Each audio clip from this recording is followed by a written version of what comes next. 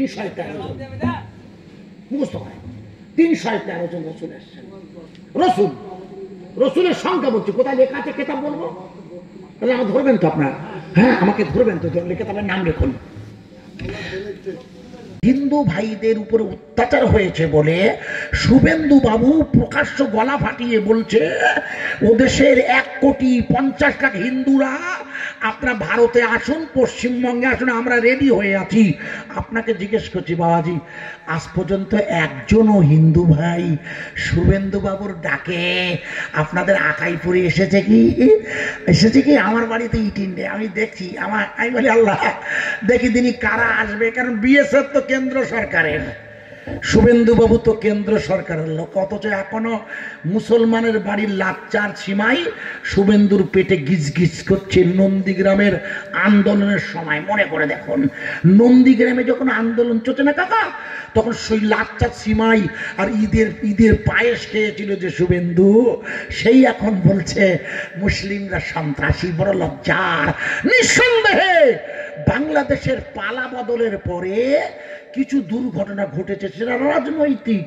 যারা আওয়ামী লীগের নেতা ছিল, আমি তারপরে জলসা করতে গেছি, আমার পাসপোর্ট দেখুন, আমার মাল্টিভিসা সারা বছরে আমার পাসপোর্টটা চেক করে দেখুন, আমি তারপরে বাংলাদেশে ঢুকেছি, আমি কথা বলেছি, তাই প্রেজেন্ট আপনাদের শোনাচ্ছি। বাংলাদেশে কিছু দুর্ঘটনা ঘটেনি না, ঘটেছে, সেটা হলো রাজনীতির দুর্ঘটনা। এর সাথে ধর্মের কোনো সম্পর্ক নেই, তাই ধর্ম আলাদা, রাজনীতি আলাদা। আমরা রাজনীতির লোক নই, কিন্তু রাজনীতি যখন ধর্মে আসে তখন আমরা কথা বলতে বাধ্য হই, কারণ ধর্ম হলো যার যার। লাকুম দীনুকুম ওয়ালিয়া দিন। তুমি মন্দিরে গিয়ে পূজা করবে, ওটা তোমার ব্যক্তিগত ব্যাপার, আর আমরা মসজিদে গিয়ে, আরে জোরে বলুন, আর একটু জোরে। আমার কথা বোঝা যাচ্ছে কি? ওয়াজ বোঝা যাচ্ছে? এর চেয়ে সোজা করা যাবে না, আমি এর চেয়ে সোজা করতে পারবো না। আপনারা মনে করে দেখুন, আপনাদের মনে নেই, আমি মনে করিয়ে দিচ্ছি পর পর। বোঝা যাচ্ছে বক্তৃতা খুব কঠিন হলেও আমি খুব চিন্তা ভাবনা করি আপনাদের খিদমতে পেশ করতে হয় আমাকে। প্রিয় ভাই সব, যে জায়গায় রাখছিলাম ভালো করে শুনবেন, আশা করা যায় আপনাদের মস্তিষ্কে ঢোকাতে পারবো। কথা বোঝা যাচ্ছে? হ্যাঁ না বলুন। ভাই আপনি ছবি তুলছেন কেন? ছবি তুলতে নেই, ওটা অবৈধ। এই ছেলেরা এ ব্যবসা করে, প্রতি জায়গায় ক্যামেরা দেয়, ওকে আমি বকি কেন? মেয়েরা আমায় দেখবে। আচ্ছা, আমার 62 বছর বয়স হয়েছে, আমি বুড়ো পেলে আর আমাকে কি দেখবে বলুন তো মেয়েরা? হ্যাঁ জিয়া ভাই, তুমি হাসছো কেন? দিয়েছো কেন এটা? কেন এসব দাও? মেয়েরা আমাদের দেখবে কেন? এর আগে তো দেখতো না, তখন মেয়েরা হেদায়েত হতো না, আর এখন দেখি আরো হেদায়েত কম হবার চান্স। হাসবেন না, প্র্যাকটিক্যাল বলছি, আমি প্র্যাকটিক্যাল বলছি। আগে দেখতো না, তা মেয়েদের ভালোবাসা ছিল, আর এখন হুজুর দেখি হুজুরের সামনে গাল। আগে তাও হুজুর আসছে শুনি বলতে, আই হুজুর আসছে, ঘুমটা দিত। ঠিক বলছি কিনা জিয়া ভাই? তুমি যতই চালাকি করো, এই ক্যামেরা কেন দেন আমি বুঝতে পারি না। আমাদের দেখবে কেন মেয়েরা? আর এরা তো ছবি তুলছে, চুরি করে তুলবে, ও বললেও শুনবে না। আমি আপনাকে যে জায়গায় রাখছিলাম ভুলে যাবেন আপনারা। আপনি জানেন না সুরা ইখলাস? মানে এই লোকের দিয়ে চলছি, হ্যাঁ সুরা ইখলাস নামাজ পড়েন কি দে? নামাজ পড়েন না? এই বয়সে বুড়ো হয়ে গেছে, নামাজ পড়েন তো? রাগ করবেন না, যে কদিন বাঁচেন ভাই, যা করেন তা করেন, চুরিও যদি করেন, যদি পকেট মারিও করেন, ডাকাতিও করেন, যা করেন রাহাজানি, তবু বলে সুবহানাল্লাহ, আল্লাহ করি ফেলেছি, চেষ্টা করছি যাতে আর না করি। আপনার বলছি না, আমরা যারা আছি সব ভাই গোনার সাথে জড়িয়ে যাই। গোনা নেই কার, সব ভাইয়ের গোনা আছে। প্রিয় বন্ধুরা, আমি আপনাকে যে জায়গায় রাখছিলাম আপনারা ভালো করে মনে করে দেখুন। এই বক্সের উপরে কি আবার মাইক দিয়েছেন? ঠিক আছে। প্রিয় বন্ধুরা, আমি আপনাকে যে জায়গায় রাখছিলাম খুব ভালো করে শুনবেন, আপনারা মনে করে দেখুন। আপনাদের মনে নেই বলে আমি প্রথমেই মনে করিয়ে দিই। যেদিন আপনাদের তারিখগুলো পরপর লিখিয়ে দিয়ে যাচ্ছি, মাথায় নিন কাকা বাবুরা, প্রতিবেশীরা, আমার মায়েরা, বোনেরা, মনে করে দেখুন যে সময় কলকাতায় আরজি করে আমার একটা বোনের উপরে আঘাত হয়ে যাকে হত্যা করলে ওটা আমি আপনাকে ইশারা করে দিয়ে যাচ্ছি মেয়েরা আছে বলে। প্রিয় মায়েরা, বোনেরা, ভাবি সাহেবান, কাকিমায়েরা, মনে করে দেখুন আরজি করের ওই ঘটনাটাকে নিয়ে গোটা পশ্চিমবঙ্গ তথা ভারতবর্ষে একটি আন্দোলন শুরু হয়েছিল। আন্দোলন আমি ব্যক্তিগতভাবে ওই আন্দোলনটা সমর্থন করি। আমি নিজেও সমব্যথী, আমি নিজেও। আপনারাও মনে হয় আমার সাথে সমব্যথী হবেন, কিন্তু মনে করে দেখুন আপনাদের মনে নেই, আপনাদের মনে থাকা উচিত। ওই সময় আপনাদের মনে নেই বলে মনে করে দিচ্ছি, আমাদের মুখ্যমন্ত্রী বলেছিলেন রাজনীতিতে নিয়ে যাবেন না যেন প্লিজ। উনি বলেছিলেন এই ধর্ষণকারীকে যিনি বা যে করেছেন পুলিশ তাকে টেক আপ করবে, তাকে 15 দিনের মধ্যে ফাঁসিতে দিয়ে দিন, বলেছিল না? মনে করে দেখুন বলেছিল, আপনাদের মনে নেই বলেছিল, মনে রাখুন এটা কতদিনের মধ্যে? 15 দিন। তার মানে মুখ্যমন্ত্রী বলতে চাচ্ছে ওকে ধরো আর ফাঁসিতে দাও। কিন্তু ভারতবর্ষের যা সংবিধান, আইন কানুন, এখানে সেটা সম্ভব কি? না, সম্ভব নয়। একটুখানি এখানে লক্ষ্য রাখুন কাকা, এইখানে মনে করে দেখুন কাকা, আমাদের রাষ্ট্রপতি শ্রীমতী দ্রৌপদী মুর্মু মহাশয়া, প্রেজেন্ট নাও রাষ্ট্রপতি, উনি একটা দারুণ বক্তৃতা দিয়েছেন ওই সময়, আপনাদের মনে নেই, আমি মনে করিয়ে দিয়ে যাচ্ছি। রাষ্ট্রপতি ওই সময় বলেছিলেন, মনে করে দেখুন, উনি বললেন হযরত মুহাম্মদ ব্র্যাকেটে লিখলেন সাল্লাল্লাহু আলাইহি ওয়াসাল্লাম। রাষ্ট্রপতি লিখেছিলেন, আপনার পড়েননি হয়তো, দেখে নেবেন। রাষ্ট্রপতি লিখছেন হযরত মুহাম্মদ, কি বলে লিখলেন? কার নামে? আরে বাবা, রসুলের নামে সাল্লাল্লাহু আলাইহি সাল্লাম পড়তে হয়, উনি লিখলেন সেটা ঠিক করেনি উনি রাষ্ট্রপতি, কারণ হযরত মুহাম্মাদের নাম ছেড়ে দেওয়া যাবে না সাল্লাল্লাহু আলাইহি সাল্লাম না বললে। আমাদের রাষ্ট্রপতিও লিখে দিয়েছেন হযরত মুহাম্মদ সাল্লাল্লাহু আলাইহি ওয়াসাল্লাম। সওয়াব হবে কিনা ওদিকে আমি যাচ্ছি না, প্রশ্নটা হলো উনি লিখলেন হযরত মুহাম্মদ ব্র্যাকেটে সাল্লাল্লাহু আলাইহি ওয়াসাল্লামের কাছে আসা আল্লাহর কুরআন মানব জাতির জীবন বিধান। জোরে বলুন, আরো জোরে। আল্লাহর কোরআন কিসের জীবন বিধান? মানব, আমার রাষ্ট্রপতি বলেছেন, লিখে রাখেন, আমি নয়, আমাদের রাষ্ট্রপতি বললে আল্লাহর কোরআন হলো মানব জাতির জীবন বিধান। মনে করে দেখুন ওই সময় চারিদিকে আন্দোলন চলছে, সব রাজনৈতিক নেতারা, বামফ্রন্ট, বিজেপি, তৃণমূল, সব ভাই দোষীর ফাঁসি চাইছে, শাস্তি চাইছে। বন্ধুরা, চারিদিকে হই হুল্লোড় পড়ে গেছে, কিন্তু মনে করি দেখুন ভারতবর্ষের সংবিধানের নিয়ম অনুযায়ী অত দ্রুত বিচার ব্যবস্থা কার্যকর করার বিধান নেই। আপনারা যারা ন্যূনতম লেখাপড়া জানেন, আপনারা সবাই জানেন, আমার কাকা বাবুরা আপনারা জানেন না তাই জানিয়ে দিচ্ছি। রাষ্ট্রপতি নিজে দেখে শুনে মন্তব্যটা করেছিল। রাষ্ট্রপতি দেখেছে কুরআন শরীফে বলা কাতালা ইয়াকতালু, অর্থাৎ কেউ যদি কাউকে বিনা কারণে হত্যা করে তার বদলা হলো তাকে হত্যা করে দাও। শুনতে খুব খারাপ না? এখনকার আধুনিক যুগের মানবতাবাদীরা যারা বলে সৌদি আরবে, আরব আমিরাতে, মুসলিম দেশে ধর্ষণকারীকে যিনি কতল করেছে কাউকে, তাকে কতল করে দেওয়া প্রকাশ্য, এটা মানবতাবাদের বিরোধী। কই, আমাদের মুখ্যমন্ত্রী তো 15 দিনের মধ্যে ওকে ফাঁসিতে ঝুলাতে বলেছে। কথা বোঝা যাচ্ছে কি? হ্যাঁ না বলুন। কোরআন কিন্তু 1450 বছর আগে বলে দিয়েছে। আমাদের আকাইপুরের ঈদগাহ ময়দান, সব ভাই মিলে এতক্ষণ ধরে মেহমানের বায়ান শুনছিলাম। এবারে আমি গুনাহগার, সকলের কাছে আবেদন করছি, যারা আমার এলাকার হিন্দু ভদ্র মহোদয় মহোদয়রা আছেন, আমরা একত্রিত বসবাস করি, সর্বক্ষণ আমাদের ভালোবাসা থাকবে, এটা মাথায় রাখবেন আপনারা। এবার এটি হলো ইসলামী দাওয়াত। আমি পরে আরো আলোচনা করব। সম্মানিত আমাদের আকাইপুর এই মহল্লার জামে মসজিদের শুধু ইমাম সাহেবজি এখানে আছেন এখন? কই নিচে বসে? না আপনি তো ভালো আছেন, কেন বলুন তো? ইমাম সাহেবকে খোঁজ করতে হয়, এটা সিস্টেম।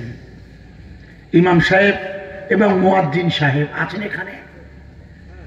না থাক, খবরদার আবার ডাকাডাকি করবেন না, জানো, বলবেন না হুজুর খোঁজ করছে। খোঁজ করছি না, এটা সিস্টেম।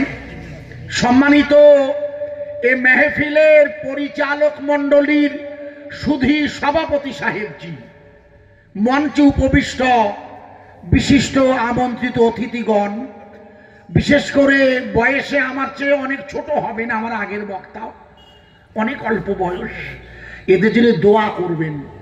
কখনোই কোনো কারোর বিরুদ্ধে কোনো অভিযোগ রাখতে নেই, কারোর বিরুদ্ধে কোনো মনের মধ্যে কখনো জটিলতা রাখবেন না, সর্বক্ষণ ইখলাসের সাথে দোয়া করবেন। আল্লাহ পাক আমার স্নেহপতি মনা সাহেবকে আগামী দিনে আরো সুন্দর করে সুন্দর বলছিলেন, আরো সুন্দর করুন। আমরা তো যে কোনো মুহূর্তে পর্দা নেব, আল্লাহর হুকুম হয়ে গেলে, বয়সের নজরে বলছি। এরা বলবে আগামী দিন এদের জন্য খাস দোয়া রাখবেন। সর্বোপরি উনি আমার স্নেহপতি মনে আব্বার সাথে ওয়াজ করেছি, মতিয়ার রহমান সাহেব বলে তারই ছেলে, তারই কতটা আমার স্নেহের হবে, ন্যাচারাল। বয়সের নজরে বলছি, জ্ঞানের নজরে নয়। হযরতে মৌলানা আবুল কালাম সাহেবজি আপনাদের কাছে আমার পরপরই মুখতাসার কিছু নসিহাত করবেন। আমি গুনাহগার। এটিও উত্তর 24 পরগনা নাকি না নদিয়া? উত্তর 24 পরগনা। আমি জানি, ওখানে লেখা আছে দেখলাম। আকাইপুর স্টেশনের একেবারে কাছে আমার জিয়ারুল ভাইদের এটি দীর্ঘদিন ধরে 10ই অগ্রহায়ণ, অনেক দিন ধরে, আমার মনে হয় কম 14-15 হবে, 12-13, 14 তো হবেই, কারণ আমি এখান থেকে এর আগেও এসেছি। আল্লাহ পাক আমাকে বেশ অনেক দিন পরে প্রত্যেক বছরই জিয়া ভাই ফোন করে, বিশ্বাস করুন আল্লাহর মঞ্জুর হয় না, এবছর মঞ্জুর হয়েছে। দুটি নসিহত করব খুব মন দিয়ে। আশেপাশের হিন্দু ভদ্র মহোদয় যারা আছেন, আমরা যারা একত্রিত বসবাস করি, এই সময়টা আমরা এই সুন্দর এক পরিবেশে জাতি ধর্ম বর্ণ সকলেই মিলে দুটি দ্বীনি দাওয়াতের তাবলীগী আওয়াজ শুনবে ইনশাআল্লাহ। আপনারা যারা আশেপাশে আছেন, বিশেষ করে মাইকের আওয়াজ শুনছেন, আমি সকলের কাছে সনির্বন্ধ অনুরোধ রাখছি, মাইকের আওয়াজ বরাবর যারা আছেন অন্তত মাইকের শব্দটা কানে রাখবেন ইনশাআল্লাহ। আমি আপনাদের কাছে সব ভাইয়ের চেনা জানা, তবু আবার বলতে একই ভাষা, সেটি হচ্ছে আল্লাহ তাবারাক তাআলার একটি নিয়ামতপূর্ণ মানব জাতির মঙ্গলে গোটা পৃথিবীর সমস্ত জাতির জন্য, সমস্ত জাতি ভালো করে শুনবেন, সমস্ত মানব জাতির জন্য মহান আল্লাহ একটি আশ্চর্য দিন এনেছেন। দিনটি হলো ইন্নাদ্দীনা ইনদাল্লাহিল ইসলাম। নিশ্চয় সেটি হলো আমার তরফ থেকে নির্বাচিত ইসলাম, এমন একটা দিন যার বাংলা মানে হলো নিজেকে আত্মসমর্পণ করা বোঝায়। ইসলামের একটি প্রথম পর্বের অর্থ করে দিচ্ছি, পরপর বলবো। আল্লাহর কাছে আত্মসমর্পণ করা। আমরা বান্দা হিসাবে ওই ইয়াকা নাবুদুর মধ্য দিয়ে মাটিতে সেজদা দিয়ে একমাত্র মালিকের কাছে আত্মসমর্পণ করি। একবার জোরে বলুন, ঠিক না বেঠিক? খুব ভালো করে ওয়াজ বুঝবে। এতক্ষণ আমাদের মেয়েদি করলে, ও ছেলেটি করলে, এবার আমি দুটি করছি, একটু মন দিয়ে বুঝবেন। আত্মসমর্পণ মানে নিজেকে বিকিয়ে দেওয়া, নিজের সব কিছু মালিকের কাছে মাথা নত করে সুবহানা রাব্বিয়াল আলা। এটি হলো ইসলামের প্রথম, এটি একটি আন্তর্জাতিক ব্যাখ্যা। মানে এটি হলো মালিকের ইচ্ছা, তার বান্দা তার কাছে আত্মসমর্পণ করুক। আর যারা খুব ভালো করে বুঝবেন মালিকের কাছে আত্মসমর্পণ করে তারা নিশ্চয়ই শান্তিপ্রিয় হয়। এই জন্যে পৃথিবীর জমিনে কোন ধর্ম অন্য কোন ধর্মের বিরুদ্ধে বলে, এটা আপনাদের কখনো জানা আছে কি? একটু হ্যাঁ না বলুন। আজ পর্যন্ত পৃথিবীর কোন দিন, যত ধর্ম আছে পৃথিবীতে, সমস্ত ধর্ম, কোন ধর্ম অন্য কোন ধর্মের বিরুদ্ধে বলতে শেখায় কি? যে কোনো ধর্ম, এনিওয়ান, যে কোনো ধর্ম পৃথিবীতে আছে, কোন ধর্ম। কারণ সংস্কৃত ধাতু, মানে ধি ধাতু থেকে, ধি ধাতু থেকে ধর্ম শব্দের উৎপত্তি। ধর্ম মানব দেহে ধারণ করতে হয়। আল্লাহর শুকরিয়া, যারা ধর্মকে তাদের জীবনে ধারণ করে তারা কখনো ধর্মীয় অশান্তি করতে পারে না। ঠিক না বেঠিক? আমি ছোট করে করে বোঝাবো যাতে আপনাদের মাথায় ঢুকে যায়, যাতে বিষয়টা ঢুকে যায়। তা না হলে বায়ান দিয়ে লাভ হবে না। আমি চেষ্টা করছি ছোট করে করে আপনাদের মাথায় ঢোকাতে। আশা করা যায় মস্তিষ্কটা টেক আপ করবে, আশা করছি।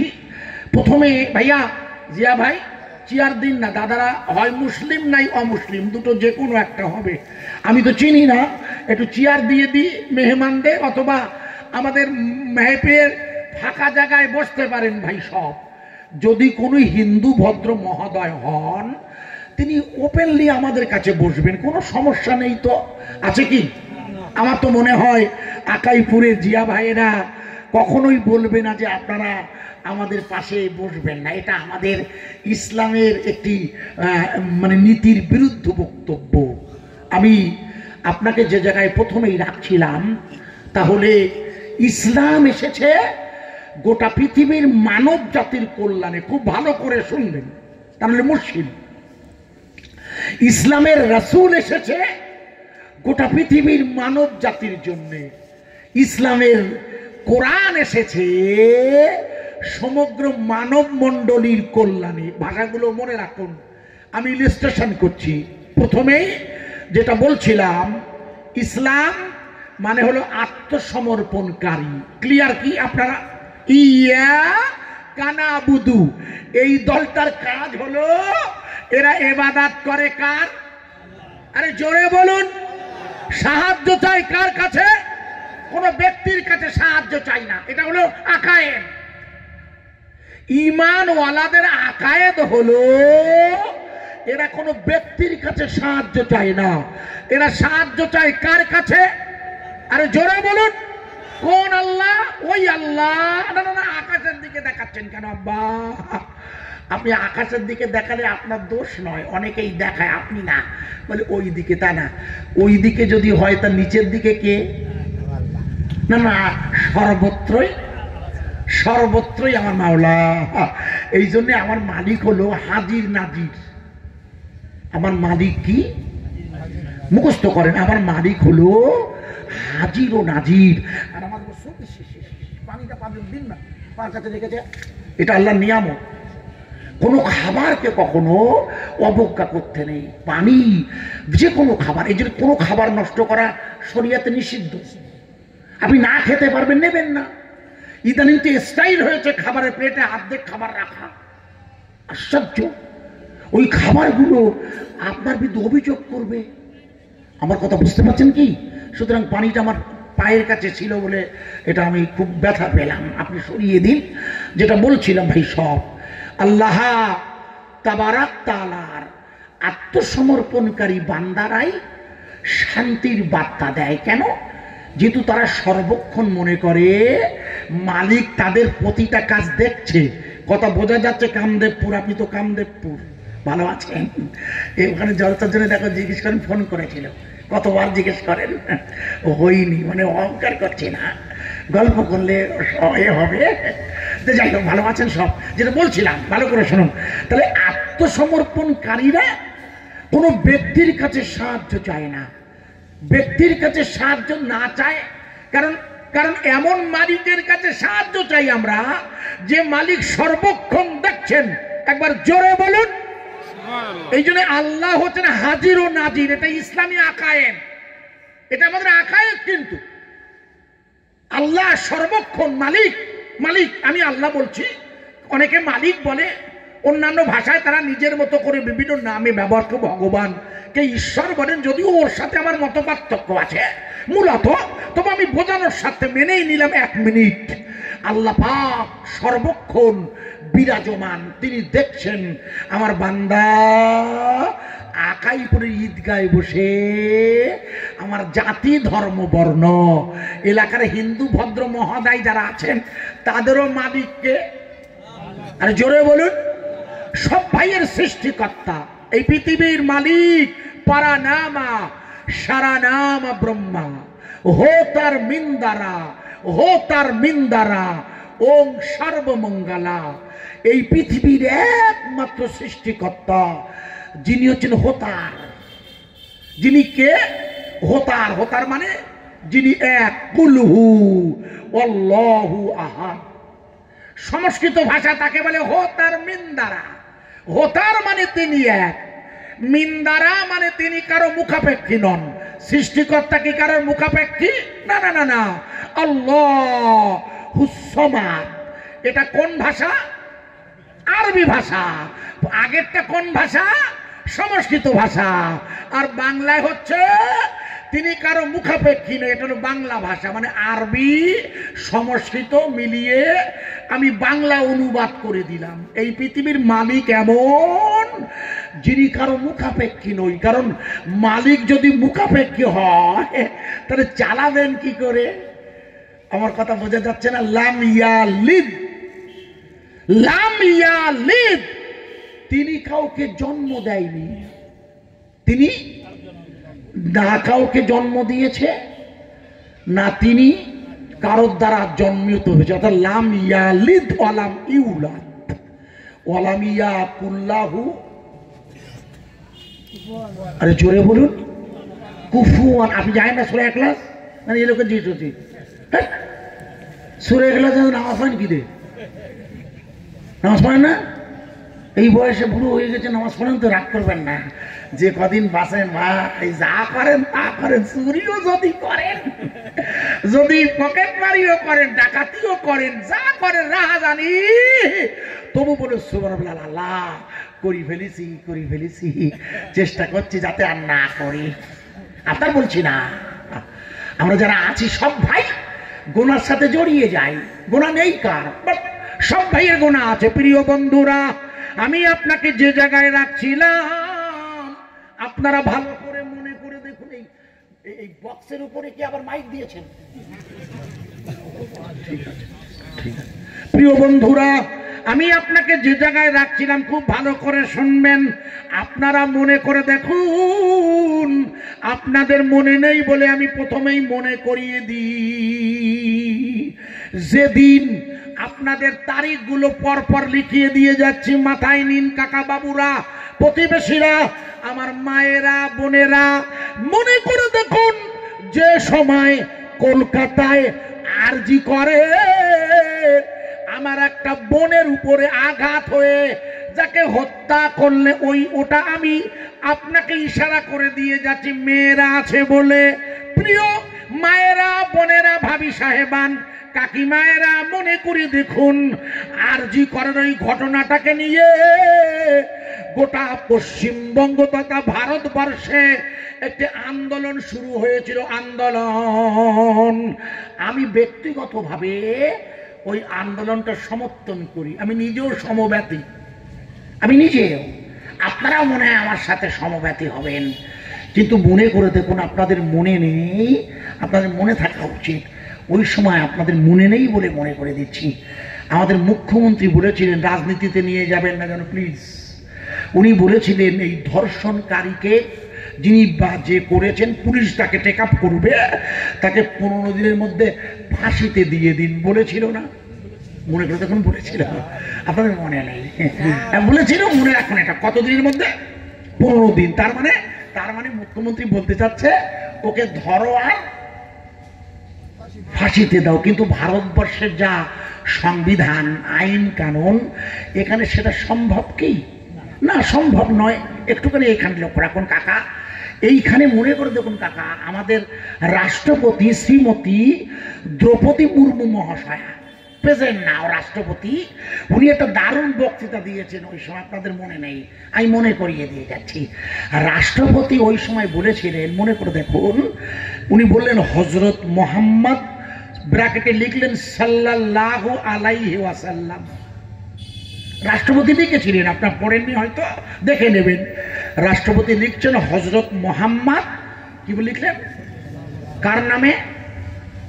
আরে বাবা, রসুলের নামে সাল্লাল্লাহু আলাইহি সাল্লাম পড়তে হয়, উনি লিখলেন সেটা ঠিক করেনি উনি রাষ্ট্রপতি, কারণ হযরত মুহাম্মাদের নাম ছেড়ে দেওয়া যাবে না সাল্লাল্লাহু আলাইহি সাল্লাম না বললে।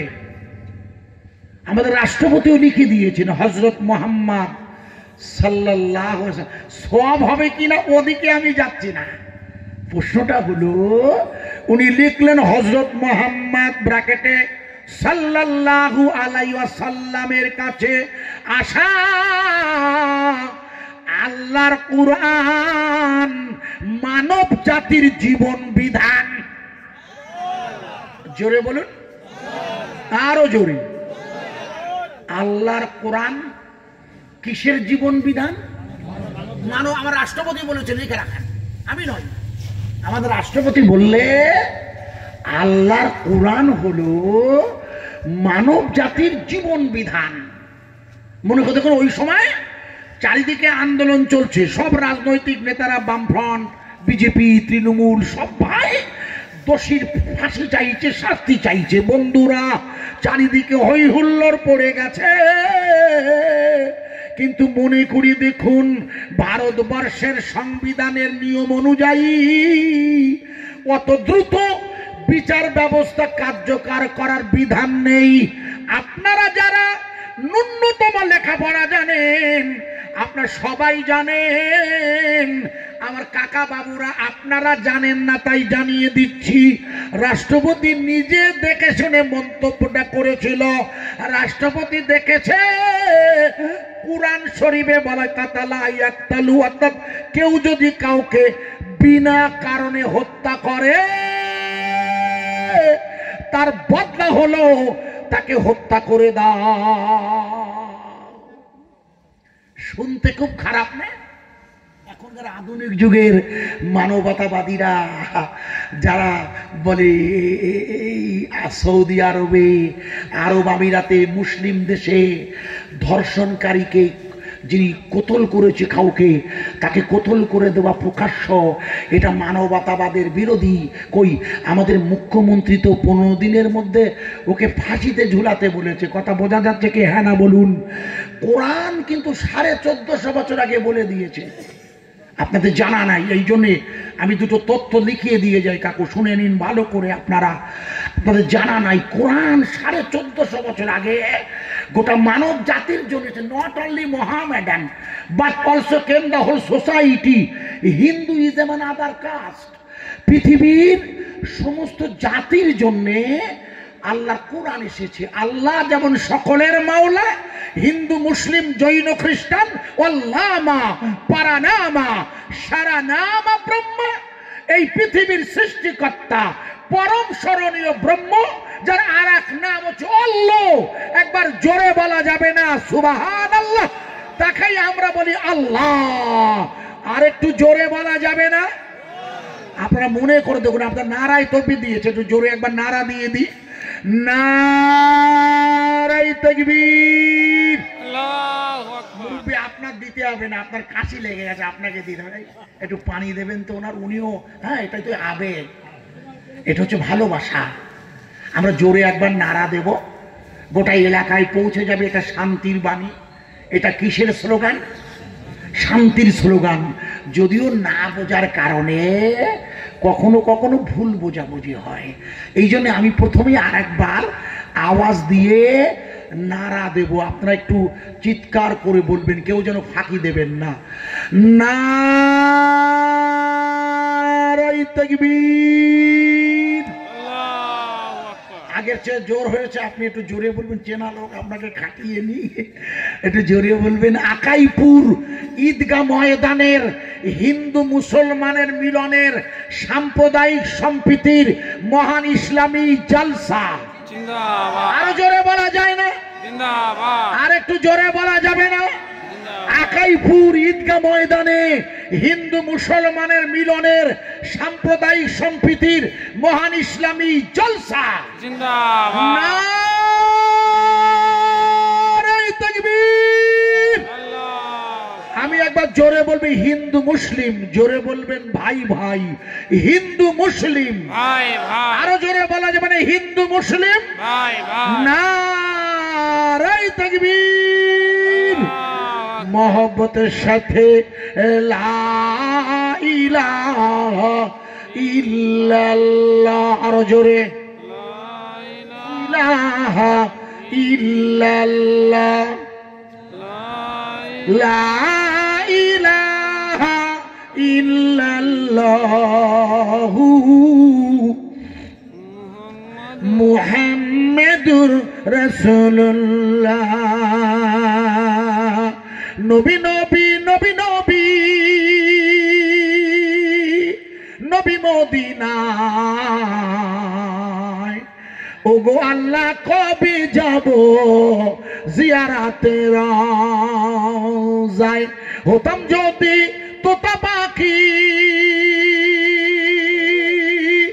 থাকতো দুটি ডানা, পেরিয়ে সাগর উড়ে যেতাম সোনার মদিনা। লা ইলাহা ইল্লাল্লাহ। আরো জোরে ইলাহা ইল্লাল্লাহ, লা ইলাহা ইল্লাল্লাহ মুহাম্মাদুর রাসূলুল্লাহ। রসুল রসুল কানে শুনি, চোখে দেখি না, মা আমিনার নয়ন তারা আসে মদিনা। রসুল রসুল চোখে শুনি, চোখে দেখি না, মা আমিনার নয়ন তারা আসে মদিনা। মদিনা মদিনা কবে যাব জানি না, সবাই মিলে আছি বসে নবীর দিওয়ানা।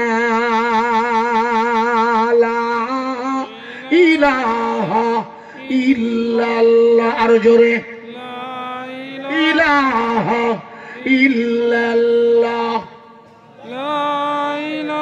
লা ইলাহা ইল্লাল্লাহ মুহাম্মাদুর রাসূলুল্লাহ সাল্লাল্লাহু আলাইহি ওয়াসাল্লাম।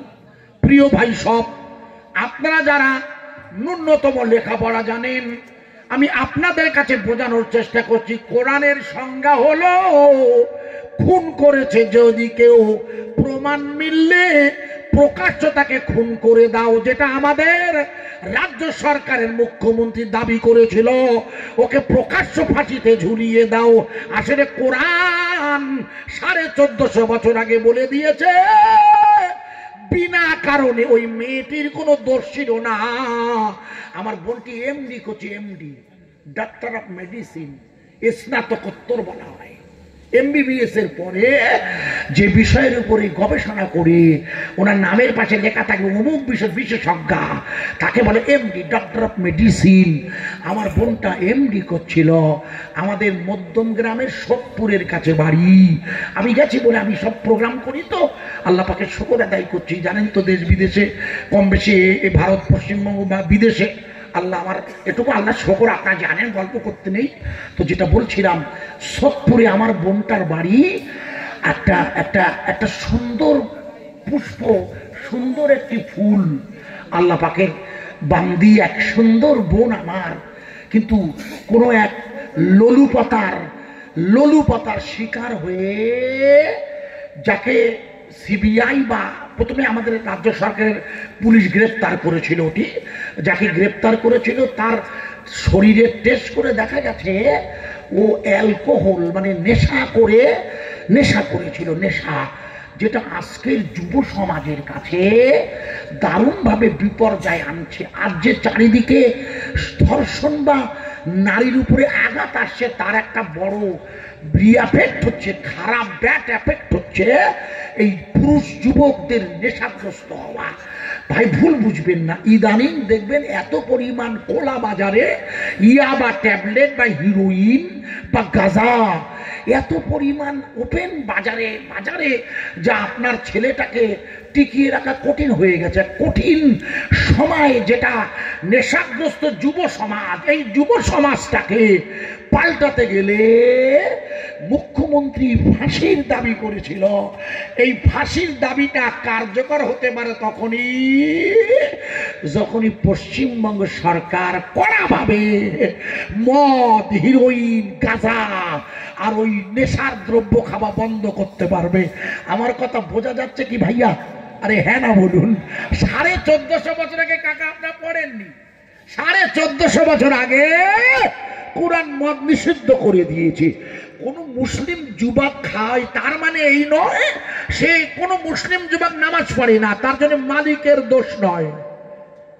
কোন মুসলিম যুবক মদ খেতে পারে, নেশা করে, তার জন্য মালিকের দোষ নয়, দোষটা তার, সে ক্ষতিগ্রস্তের পথে ঢুকে পড়েছে। প্রিয় বন্ধুরা, ওই যে নেশা, আগে আপনাকে সমাজের যুবক পুরুষদের কন্ট্রোল করতে গেলে কোরআনের এই বিধানটা মানতে হবে। এই জন্য মনে করে দেখুন, আপনাদের মনে নেই, এখান থেকে কিছুদিন আগে আমি তারিখগুলো বলে দিচ্ছি, লিখে নিন। 2024-এর 9 নভেম্বর, 2024-এর আজ হলো 26শে নভেম্বর মনে হচ্ছে, রাত 12টা পোয়ালে 27 হবে ইনশাল্লাহ। 2024-এর 9 নভেম্বর মনে করে দেখুন, 10ই নভেম্বর আমাদের বর্তমান যিনি 10ই নভেম্বর পর্যন্ত সুপ্রিম কোর্টের বিচারপতি ছিলেন, মনে করে দেখুন মিস্টার চন্দ্রচূড়, উনি চলে গেছেন, এখন সঞ্জীব খান্না প্রধান বিচারপতি হয়েছেন। মনে করে দেখুন, এই বিচারের উনি যখন রিটায়ার করবেন 10 তারিখে, তার আগে একটা মারাত্মক রায় দিয়েছে একটা মামলার। একটু রায়টা শুনে নিন কাকারা, আপনাদের বোঝানোর জন্য প্রথমেই বলে দিয়ে যাই, আপনারা সবাই শুনুন রায়টা। 2024-এর 9 নভেম্বর, 10ই নভেম্বর রিটায়ার করবেন, ওই সময় কি রায়টা মনে করে দেখুন। এলাহাবাদের হাইকোর্টে, কোথাকার হাইকোর্ট? কোথায়? উত্তরপ্রদেশের যোগীর রাজ্যের একটি সিটি বা রাজ্য হলো এলাহাবাদ, একটা এলাকা এলাহাবাদ। এই এলাহাবাদ যার বর্তমান নাম রাখা হয়েছে প্রয়াগরাজ, ও তো দীর্ঘদিনের ঐতিহাসিক নাম এলাহাবাদ। এলাহাবাদ নামটি ঐতিহাসিক, কারণ আপনারা দেখবেন আমাদের এলাকায় একটা ব্যাংক ছিল, এখন ব্যাংকটা ইন্ডিয়ান ব্যাংকের সাথে মিশে গেছে। ওই ব্যাংকটার নাম ছিল এলাহাবাদ ব্যাংক, এখন ওটা ইন্ডিয়ান ব্যাংক নিয়েছে, সরকার ব্যাংক কমিয়ে দিয়েছে। দেখবেন বানানটা দেখবেন ALLABAD,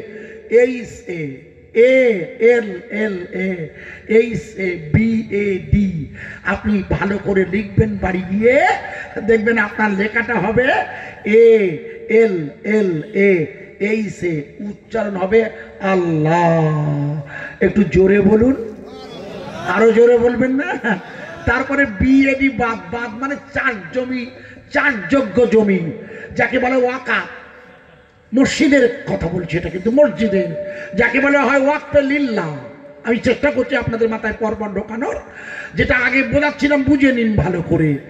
ওই আমাদের জানতে হবে, মনে করে এলাহাবাদের হাইকোর্ট একটা রায় দিয়েছিল, মনে করে দেখুন, উত্তরপ্রদেশের যোগী সরকার বিল এনেছিল রাজ্যের বিধানসভায়, এনে 16,000 মাদ্রাসা এবং 16,000 মাদ্রাসা এবং 17 লক্ষ মাদ্রাসায় পড়া ছাত্রছাত্রীর ভবিষ্যৎ নষ্ট করে এলাহাবাদ হাইকোর্ট রায় দিয়েছিল উত্তরপ্রদেশে যত মাদ্রাসা আছে সব মাদ্রাসা সরকার বাতিল করে দিয়েছে, ওখানে আর পড়ানো হবে না। ওই মাদ্রাসাগুলো জঙ্গি তৈরি হয়, ওখানে কোরআন শেখানো হয়, ওখানে ইসলামের ফতোয়া শেখানো হয়, ওটা একটা সন্ত্রাসী কারখানা। মনে করে দেখুন কাকা, এলাহাবাদ হাইকোর্টের রায় ছিল, হাইকোর্টের রায় মাদ্রাসা বন্ধ করে দাও।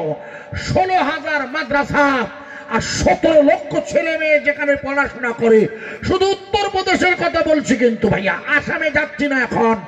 মনে করে দেখুন, আল্লাহর শুকরিয়া আদায় করছি কেন, সুপ্রিম কোর্টের ওই 5 বিচারপতির বেঞ্চ, শ্রী চন্দ্রচূড় মহাশয়ের বেঞ্চ প্রথমেই এলাহাবাদ হাইকোর্টের রায়টাকে বাতিল ঘোষণা করে দিয়েছে। একবার জোরে বলুন, আরো জোরে। বাতিল ঘোষণা করে কি করে দিয়েছে? বাতিল ঘোষণা করে বলে দিয়েছে গোটা ভারতবর্ষের সর্বত্রই যত রাজ্য আছে সেখানে মাদ্রাসাগুলো চলবে, ওখানে জ্ঞান বিজ্ঞানের শিক্ষা হয়। একবার জোরে বলুন। এখানেই রাজা রামমোহন রায় পড়েছে মাদ্রাসায়, মৌলানা আবুল কালাম আজাদ এখানেই পড়েছে, বাল গঙ্গাধর তিলক, লালা লাজপত রায়রা এখানেই পড়েছে, ভারতবর্ষের শিক্ষিত কোটি কোটি হিন্দু ভাইয়েরা, তাদের ছেলেরা। কারণ মাদ্রাসা নামটি মাদ্রাসা, কিন্তু এখানে শেখানো হয় মানবতা। একবার জোরে বলুন সুবহানাল্লাহ। সুপ্রিম কোর্ট রায়টা বাতিল করে দিয়েছে। আপনার জানা আছে কি ইয়েস আর নো? জানা আছে? জানেন না? আমি শুনে সবাই জানেন না, লিখে নেন। আল্লাহর শুকরিয়া আদায় করছি সুপ্রিম কোর্টকে ধন্যবাদ, কারণ সুপ্রিম কোর্ট ভালো করে রিসার্চ করে দেখেছে। রবীন্দ্রনাথ ঠাকুর কোরআন শরীফ পড়তেন, মাইকেল মধুসূদন দত্ত কোরআন শরীফ পড়তেন। কোরআন শরীফ তো মানব জাতির কল্যাণে এসেছে, গোটা বিশ্বের জন্যে।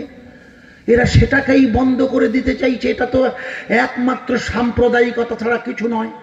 আল্লাহ শুকর আদায় করেন, আজকের আনন্দবাজার পড়বেন প্রথম পৃষ্ঠা, বর্তমান পড়বেন প্রথম পৃষ্ঠা, আজকের টুডে একটা মারাত্মক খবর আছে দেখবেন। মনে করে দেখুন, 3টি রিট পিটিশন পড়েছিল সুপ্রিম কোর্টে সংবিধানের ধর্মনিরপেক্ষ এবং সংবিধানে যে প্রস্তাবনা আছে না, ভারতবর্ষ সার্বভৌমিক গণতান্ত্রিক ধর্মনিরপেক্ষ এবং সমাজতন্ত্র বলে সংবিধানে যে ধারা আছে না প্রস্তাবনায়, মনে করে তখন 3টি রিট পিটিশন পড়েছিল কাকা। বলেছিল ভারতবর্ষের ধর্মনিরপেক্ষ আর সমাজতন্ত্রের এই শব্দ দুটো প্রস্তাবনা থেকে বাদ দিয়ে দিন, প্রস্তাবনা থেকে বাদ দিয়ে দিন। মনে করে দেখুন, সুপ্রিম কোর্ট গতকাল রায় দিয়েছে ভারতবর্ষের সংবিধানে ধর্ম নিরপেক্ষতা, মানে ধর্ম যার যার, উৎসব সবার। একবার জোরে বলা যাবে না? নারায়ে তাকবীর, নারায়ে তাকবীর।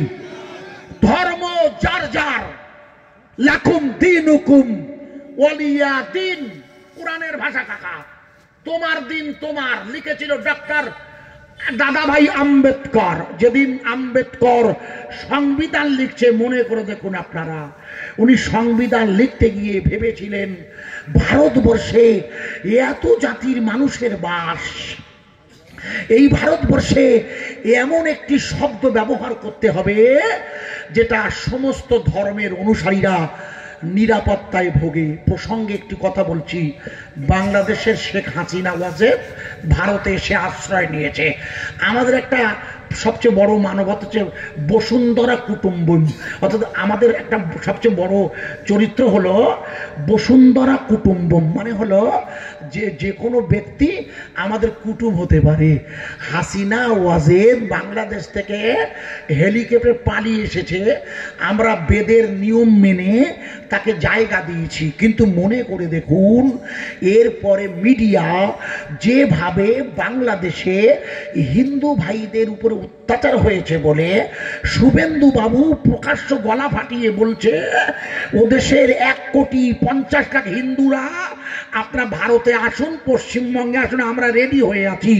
আপনাকে জিজ্ঞেস করছি বাবাজি, আজ পর্যন্ত একজনও হিন্দু ভাই শুভেন্দু বাবুর ডাকে আপনাদের আকাইপুরে এসেছে কি?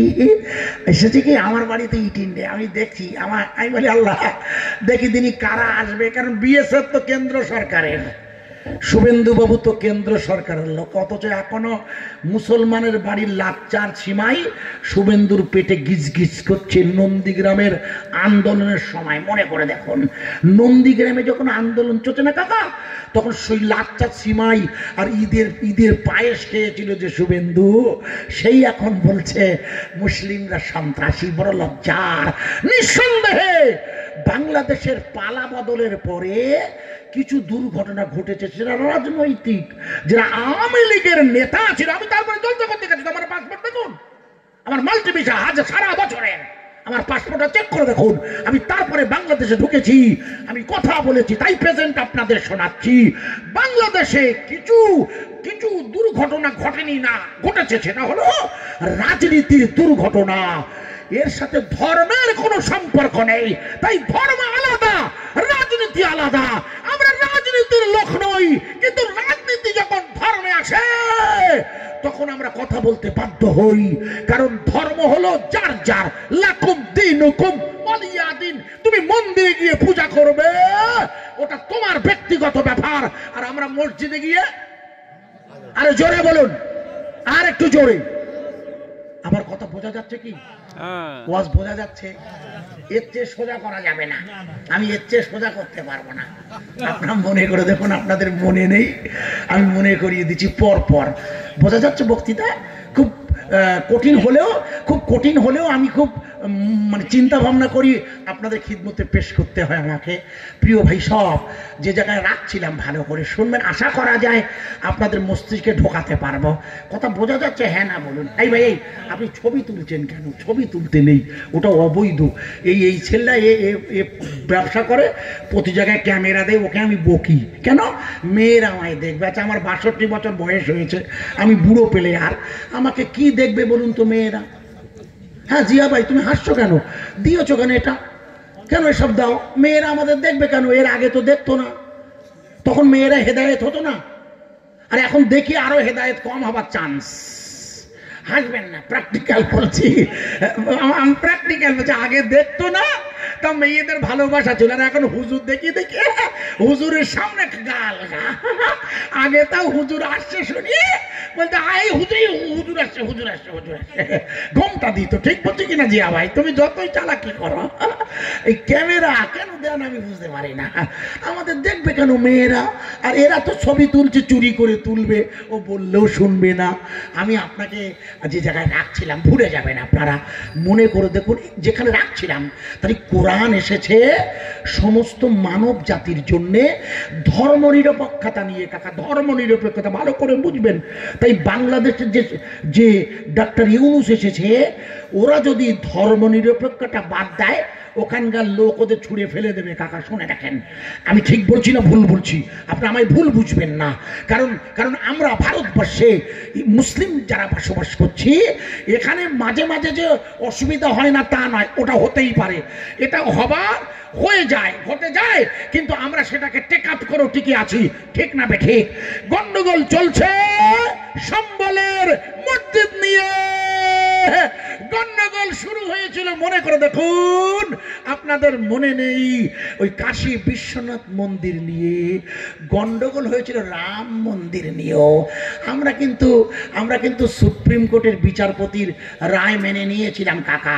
কারণ সুপ্রিম কোর্টের বিচারপতি বলেছিল ইট ইজ মাস্কিউ, এটা হলো মসজিদ। ইট এস্টাবলিশ ইন 1528 সেঞ্চুরি। এটা হলো মসজিদ 1528 সালে তৈরি। তবে মুশকিল হলো 5 জন বিচারপতির চন্দ্রচূড় তার মধ্যে একজন ছিল, আর প্রধান বিচারপতি রঞ্জন গগৈ।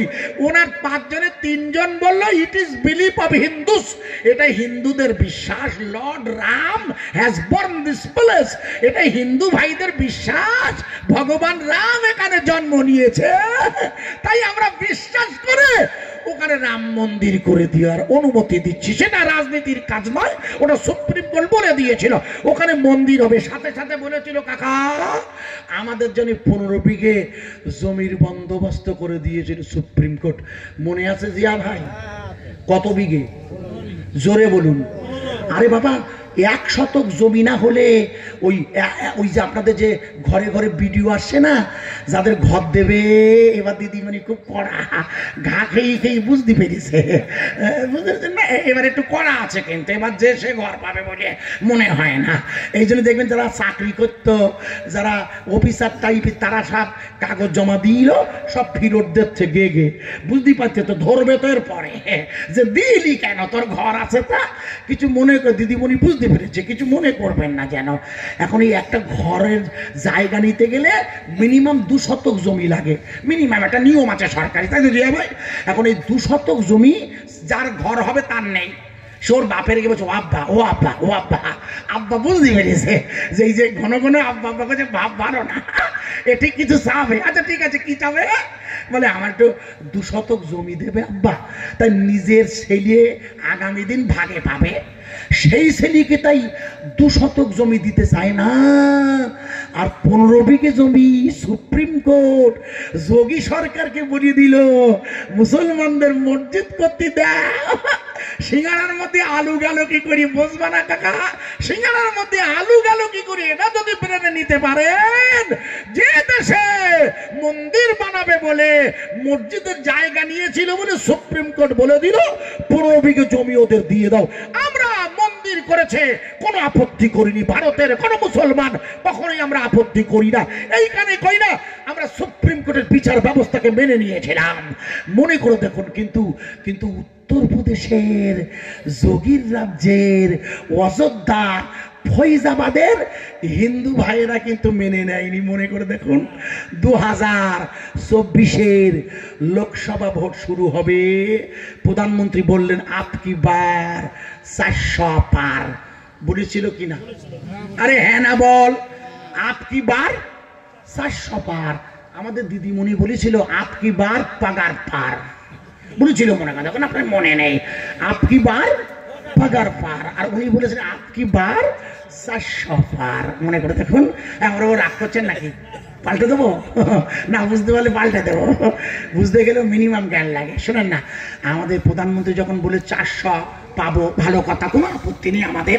এখন মনে করে দেখুন, যখন 2টো পর্বের ভোট হয়ে গেছে, 2টো পর্বের মোট 7 দফা ভোট হয়েছিল না, যেই 2 দফা ভোট হয়ে গেছে, মনে করুন 3য় দফা ভোটের আগে প্রধানমন্ত্রী দাবি করলেন আমি হলাম নন বায়োলজিক্যাল সৃষ্টি।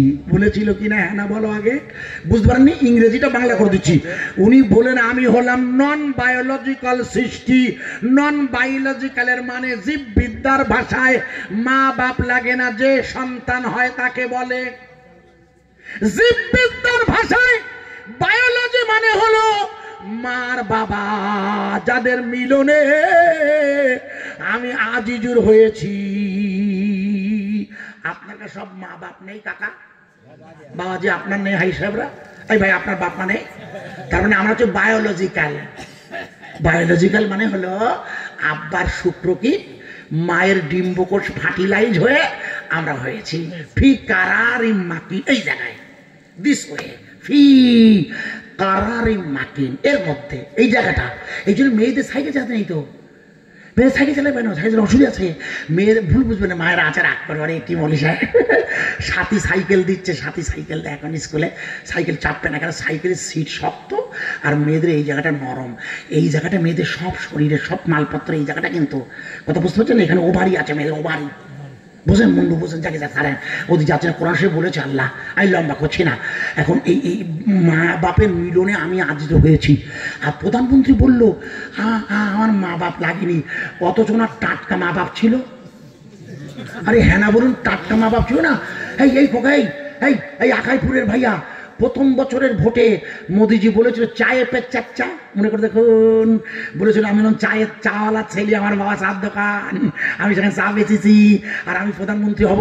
ওরা সহ্য করতে পারছে, ওরা মানে কংগ্রেস সহ্য করতে পারছে না, আমি চাওয়ালা ছেলে মনে আছে। আর ওই সময় বলেছিল যদি আমি ক্ষমতা আসি 2 লাখ টাকা দেবো। আমিও দোয়া করছি আল্লাহ এ লোক যদি আসে, আমার ছোট গাড়ি ছিল, একটা বড় গাড়ি কিনবো, যেন আসে। আল্লাহ আল্লাহ, এই এসে তা কতদিন হয়ে গেল, এক নয় ঢুকেনি। আল্লাহ সেই দুঃখে আমার খুব অসন্তুষ্ট মনের মধ্যে, যে 15 লাখ টাকা ঢুকলে একটা স্করপিও গাড়ি কিনতে, ছোট গাড়িতে খুব কষ্ট হয় ওয়াশ করতে। আছে কাকা, খুব মনে মনে চিন্তা করেছিল, তো ঢুকলো না। এক নাও আপনাদের আকাইপুরে ঢুকেছে কিনা জানি না, যেটা বলছিলাম ভুল বুঝলে মুশকিলে পড়ে যাব।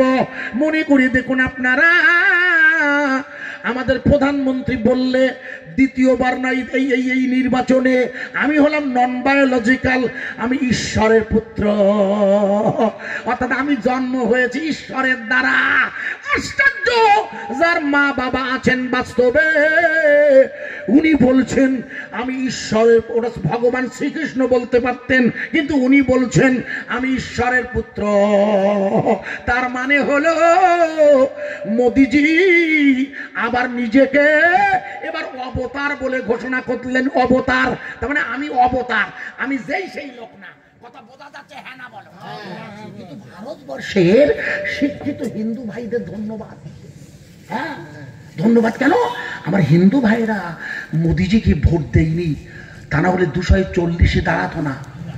আমার কাছে তো বলে দেয় না, বলে মুসলমান, মিথ্যে কথা। ওই উত্তরপ্রদেশে একটা লোক বিধানসভার নাম কুন্দুরি মুখস্থ করেন, কুন্দুরি কয়েকশো দন্তান্নয়দা রহস্যী, সেখানে 65% মুসলিম ভাইয়া, ওখানে বিজেপি এমএলএ জিতেছে এবারে উপনির্বাচনে, লিখে নেন। আমি লম্বা করছি না, আমাকে বলে দেয় না, তা মোরকে যাক।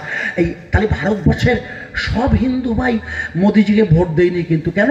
কারণ ভারতবর্ষের হিন্দু ভাইরা জানে মোদিজি তো নিজেকে অবতার বলে দাবি করছে, কারণ এই পৃথিবীতে তো নতুন করে আর কোনো অবতার আসবে না। আশ্চর্য, এই পৃথিবীতে আর কোনো অবতার জন্ম নেবে না। স্বয়ং ভাগবত গীতায় লেখা আছে, কাকা আপনি পড়েননি, পড়ে নেবেন, অনুরোধ করছি প্লিজ। ভাগবত গীতাতে লেখা আছে শেষ জমানার অবতার যিনি হবে, আকাইপুরের হিন্দু মুসলিম ভাই সব ভালো করে লিখে নিন। ভাগবত গীতাতে লেখা আছে শেষ জমানার অবতার যিনি ঈশ্বরের দূত হবেন, মানে যিনি হবেন মেসেঞ্জার, যিনি হবেন নবী বা রাসূল, উনি গুহার ভিতর থেকে আবির্ভূত হবে।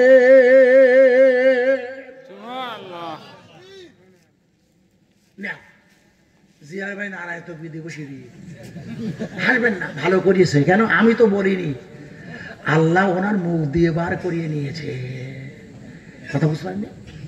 এই জবানটা কার? আল্লাহ ওনার মুখ দিয়ে তকবির দিয়ে নিয়ে, তাহলে আমার খাটতে হয়। তা দেও কোন থানা? গোপালনগর। খুব ভালো পুলিশ আপনাদের গোপালনগর। রাতের বেলা যাই, দেখি লাইট মেরে বলে যান, বুঝতে পারে যে সব যাচ্ছে, জানি আমি দেখিনি এখানে আছে কিনা। কিন্তু গোপালনগর থানার শুধু নয়, পশ্চিমবঙ্গের বিশ্বাস করে রাতে সারা রাত ঘুরি তো। আর আমরা তো এই যে বক্তৃতা করি, এ তো মানুষের জন্য মানবতার বক্তৃতা করে থাকি আমরা, মানুষ যাতে মিলেমিশে বসবাস করতে পারে। এই পর্যন্ত যা বলেছি, আমার কথা বোঝা যাচ্ছে? কোনো আমার বক্তৃতাতে কোনো অভিযোগ আছে আপনাদের? থাকলে বলবেন যে ভুল হচ্ছে ভাইয়া।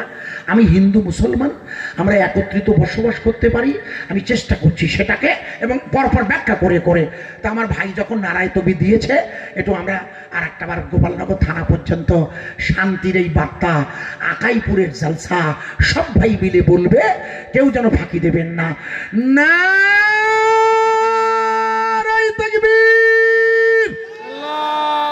আমার জিয়া ভাই ভাই বলেছেন সবাই মিলে বলবে আকাইপুরের হিন্দু মুসলমানের মিলনের সাম্প্রদায়িক সম্প্রীতির মহান ইসলামী জলসা জিন্দাবাদ। আরে জোরে বলবেন জিন্দাবাদ, জিন্দাবাদ। আরে জোরে বলবেন ফুরফুরা শরীফ জিন্দাবাদ। খবরদার দাদা হুজুরের কোন নাতির সাথে আপনার রাজনৈতিক বিরোধ বাঁধতে পারে, ওটা আলাদা। দাদা হুজুর কেবলা কোন নাতির চিন্তা আপনার জিয়াবাই পছন্দ না হতে পারে, কিন্তু দাদা হুজুর ইজ দাদা হুজুর। ইনি হলেন in a time in India when the main name is only Mohammedan, in the main time Allama Abu Bakr Siddique will came. ইনি হচ্ছেন ঐতিহাসিক জন কোন বলেছে ভারতবর্ষের রাজনীতিতে মোহনদাস করমচাঁদ গান্ধী ওনার সাথে সাক্ষাৎ করে ওনাকে রাজনীতির কথা বলেন। উনি বলেন গান্ধীজি আমি যে ধর্মীয় নীতি নিয়ে থাকি এটাকে আমি প্রেফারেন্স দিয়ে থাকি। একটু জোরে বলবেন না সুবহানাল্লাহ। উনি ধর্মের নীতিতে থাকি, আপনি রাজনীতিতে থাকেন। বোঝা যাচ্ছে কি বক্তৃতা? আমার উপর ভুল বুঝবেন না। এই জন্য আমার দাদা হুজুর হলেন আমাদের মডেল ফুরফুরা। আমরা দাদা হুজুরকে জান আর মাল অপেক্ষা। আর তার বড় হুজুর মেজু হুজুর খবরদার, আরে বাপরে বড় হুজুর বড় উচ্চ মার্গের আলেম ছিলেন বাবা।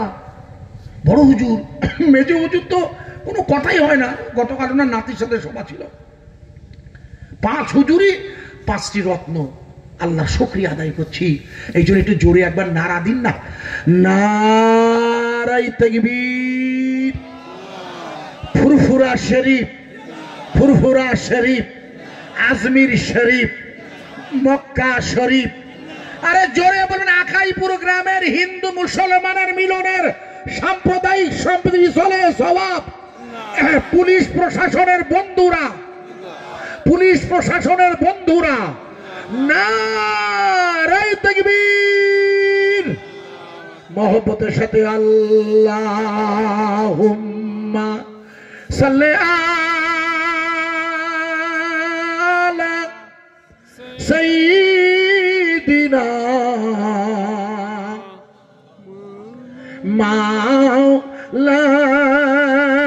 মাওলানা মুহাম্মদ। সবাই জোরে বলুন ওয়া আলা আলি সাইয়্যিদিনা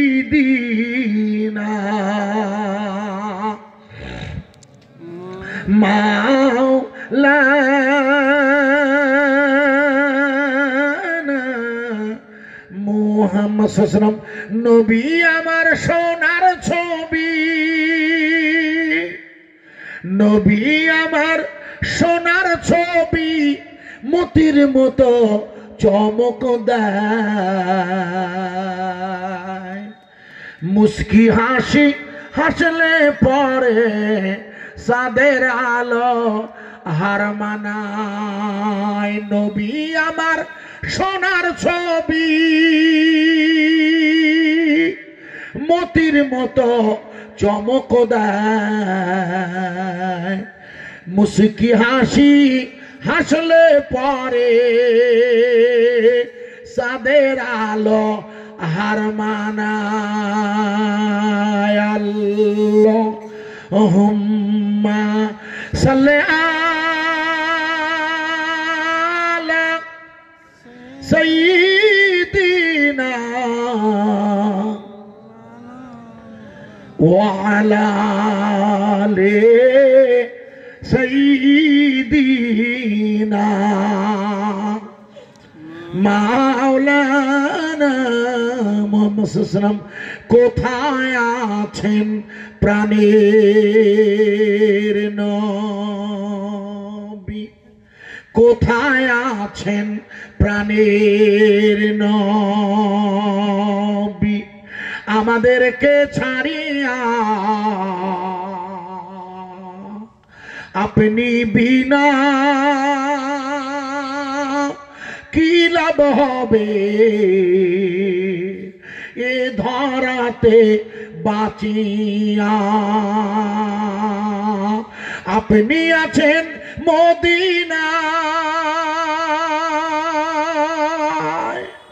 আপনি আছেন মদিনায়, কবে যাব রোজায়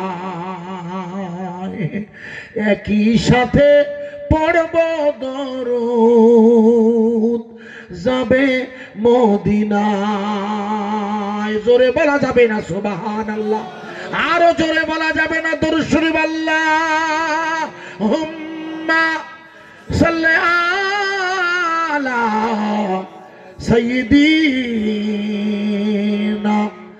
মাওলানা মুহাম্মদ ওয়া আলা আলি সাইয়্যিদিনা মাওলানা মুহাম্মদ সাল্লাল্লাহু আলাইহি ওয়াসাল্লাম। আমার ভাইয়েরা, আমার বন্ধুরা, আল্লাহর হাবিব মনে করে দেখুন, শেষ জামানার রাসূল যিনি হবেন তিনি গুহার ভিতর থেকে আবির্ভূত হবেন। গুহার, ভালো করে শুনবেন, যে জায়গায় ওই গুহাটা আসবে সেই জায়গার নামটাকে লিখে নিন। সম্ভালা নামা পারানামা সারানামা ব্রহ্মা। এই পৃথিবীর জমিনে একটি জায়গা আসবে যার নাম হলো সম্বল, তালবুসময় ভয়ল। আর যেখানে মসজিদ নিয়ে উত্তরপ্রদেশে গন্ধ হচ্ছে, ওর বানাটা দন্তস্ব ময় বয়ল। দুটো বানান কিন্তু আলাদা, আপনারা জানেন কি জানি না। তালবুসময় ভয়ল, এটি হলো সম্বল। এটি একটি সংস্কৃত শব্দ, এর বাংলা মানে হলো পবিত্র নগরী।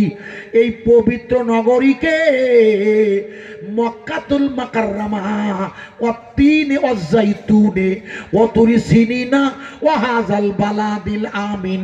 পবিত্র মক্কা শরীফকে কোরআনুল কারিমে বালাদুল আমিন বলা হয়েছে, বেদে যার নাম রাখা হয়েছে সম্বল, কোরআনে সেটাই হলো বালাদুল আমিন। একবার জোরে বলা যাবে না সুবহানাল্লাহ? আল্লাহ রাসূল জন্ম নিয়েছেন মক্কায় না ভাই? হয় না বলুন? আমাদের প্রধানমন্ত্রী জন্ম নিয়েছেন গুজরাটে, ভুল বুঝবেন না, ওনার বাড়ি তো গুজরাটে। আর শেষ জামানার কলির জন্ম হবে কোথায়? আরে মক্কা শরীফে, পৃথিবীর মাঝখান। আপনার দোয়া করুন সুনিতা রানীর জন্যে, দোয়া করতে থাকুন। আমি গতকাল রাতে দোয়া করেছি, প্রত্যেক জালসায় ওনা যে দোয়া করছে, উনি মহাকাশে আটকে গেছে না, জানেন না? আরে সুনিতা রানী উইলিয়ামস পৃথিবীর প্রথম মহাকাশচারী, পৃথিবীর প্রথম মহাকাশচারী উনি। উনি মহাকাশে গিয়েছিলেন, দ্বিতীয়বার গিয়ে আটকে গেছে ওনার মহাকাশ ভেলাটা, জানেন তো? জানেন না? আল্লাহু আকবার। ফেব্রুয়ারি মাসে ফিরবে বলছে বিজ্ঞানীরা, নাসার বিজ্ঞানীরা বলছে যে ফেব্রুয়ারি মাসে ফিরতে পারেন, কিন্তু তার আগে বিজ্ঞানীরা বলছেন মারা যেতে পারেন। কিন্তু আমি ওনার জন্য দোয়া করছি। কেন? উনি পৃথিবীবাসীর জন্য একটা দারুণ গবেষণা করার জন্য গিয়েছেন দ্বিতীয়বার। উনি ফিরে এলে আরো কিছু গবেষণা দেখতে পাবো আমরা। কেন? উনি যেখানে গেছে ওটা হচ্ছে মহাকাশের প্রথম পার্ট।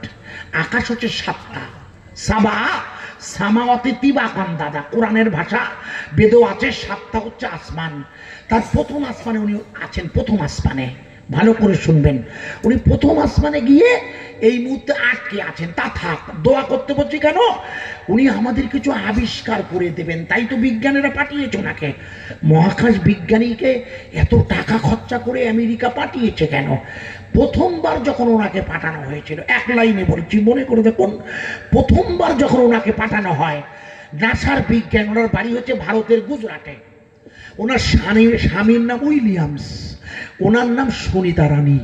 উনি যখন মহাকাশে যাচ্ছে, মনে করে দেখুন, সঙ্গে যে বিজ্ঞানীরা আছেন, সেই বিজ্ঞানীরা মহাকাশের ভেলায় চাপতে চাপতে সুনিতা রানীকে বলে, ম্যাডাম এক্সকিউজ মি, একটু ভালো করে ফলো করে দেখুন তো আকাশের দিকে। আকাশে, মহাকাশেই ভেলায় চড়ে বলে, কি দেখবো? বলে, দেখুন তো অসংখ্য তারা আকাশে। অসংখ্য তারা না আকাশে? আকাশে কি অসংখ্য তারা না কাকা? আর কোরআনের ভাষা দেখুন, আপনারা পড়তে পারেন না বলে আমি আরবি করে দিচ্ছি, পড়া জানেন না তাই। আর রহমান আল্লামাল কুরআন খলাকাল ইনসান আল্লামাহুল বায়ান। অশামসু অল কমারু, চন্দ্র সূর্য, অশামসু অল কমারু বেহুসবানি ওয়ান নাজমু। আর নাজমুন মানে তারকা। আরে বাবা, সাধারণ মানে গাছপালা। ওয়ান নাজমু ওয়াশ-শাজারু ইয়াসজুদান। আপনার পিছন দিক থেকে শুনতে পাননি, এটা হতে পারে। এই পৃথিবীর জমিনে যে অসংখ্য তারা আছে, তারা মাননীয়া সুনিতা রানীর বিজ্ঞানীরা বললেন, ম্যাডাম এত তারা আকাশে? বলে হ্যাঁ তা তো আছেই, দেখতে পাচ্ছি, তারার মাঝে চাঁদ। বলে একটু ভালো করে দেখুন, দুটো তারা প্রচন্ড আলো দিচ্ছে। এত আলো দেয় না তো। এই যে দেখবেন যেখানে বিভিন্ন ড্যান্স হয়, কিছু আলো মঞ্চে দেয় না, ভুল বুঝবেন, আমি বোঝানোর জন্য বলছি, কারণ যেহেতু এটা ভেলায় বসে ওনাদের যন্ত্রপাতি দিয়ে ওই তারাটা ফলো করছে। কারণ আপনি জানেন তারার, পৃথিবীর, সূর্যের, চাঁদের কত এরিয়া মাপ সব জানেন, আমি বিজ্ঞানে আছে, আমি আর ফ্যাসফাস করছি না। ওই মেয়েটির সঙ্গীরা বলে, ম্যাডাম আমরা আমাদের যে যন্ত্রপাতি আছে ওই যন্ত্রপাতি দিয়ে আকাশে যে তারাগুলো আছে অসংখ্য, আমরা প্রথমেই সবচেয়ে উজ্জ্বল জ্যোতি একটা তারাকে ফলো করছি। মহাকাশ বিজ্ঞানীরা তখন আমেরিকার প্রেসিডেন্ট বারাক হোসেন ওবামা, এখন তো ডোনাল্ড ট্রাম্প আবার ক্ষমতা এসেছে, ও রাজনীতির কচকচানিতে যাচ্ছি না আজকের বয়ানে, যে জায়গায় রাখতে ছিলাম মাননীয়, মনে করে দেখুন বারাক হোসেন ওবামার সময় সুনিতা রানী একটা দল মহাকাশের ওই যন্ত্র দিয়ে প্রথম তারাটা দেখছে। ওই তারাটা দেখে অবাক হয়ে বিজ্ঞানীরা বলছে, ম্যাডাম এই তারাটাকে লক্ষ্য করে দেখুন, এই তারার ভিতর দিয়ে একটা ছবি দেখা যাচ্ছে। ছবি ছোটবেলায় ওই মেলা হইতো আর কলের গান হইতো, জানো কলের গান, মুন্ডু জানো কলের গান বোঝেন না? ওই ছবি উড়ির মধ্যে আটকে দিয়ে ছোট ফাঁক দিলাম দেখতে বলতো, মনে আছে? 5 টাকা 1.5 টাকা 1 টাকা করিয়ে, ছোটবেলায়, ভুল বুঝবেন না। বলছে ম্যাডাম আপনি ভালো করে ফলো করে দেখুন তো ম্যাডাম। সুনিতা রানী অবাক হয়ে ওই তারা তাকিয়ে অবাক হবে, এই ওটা যে একটা ছবি দেখছি, ছবি, আশ্চর্য ছবি। বলে ভালো করে দেখো তো, ক্যামেরা যত কাছে এনে দেখবেন, মনে হয় ছোটবেলার কথা মনে করে দেখুন, যত এইরকম ঘুরোয় তত কাছে আসে, মনে করতাম চোখ বড় করতে, মনে করে দেখুন ছোটবেলায় আমিও দেখেছি তো। ছোটবেলায় মেলায় গেছি, সিনেমার হলের, সিনেমা নেই সেখানে, হল টল নেই, ওইসব হয়তো দেখতাম ছোটবেলায়। আল্লাহ জানে আমার পাগলারা ওসব করে ছোটবেলায়, এখন সব বড় হয়ে গেছে, তবে পড়ে নেবে, আল্লাহ চাইলে ক্ষমা করবে সেজদার মধ্য দিয়ে। কথা বুঝতে পারছেন কি?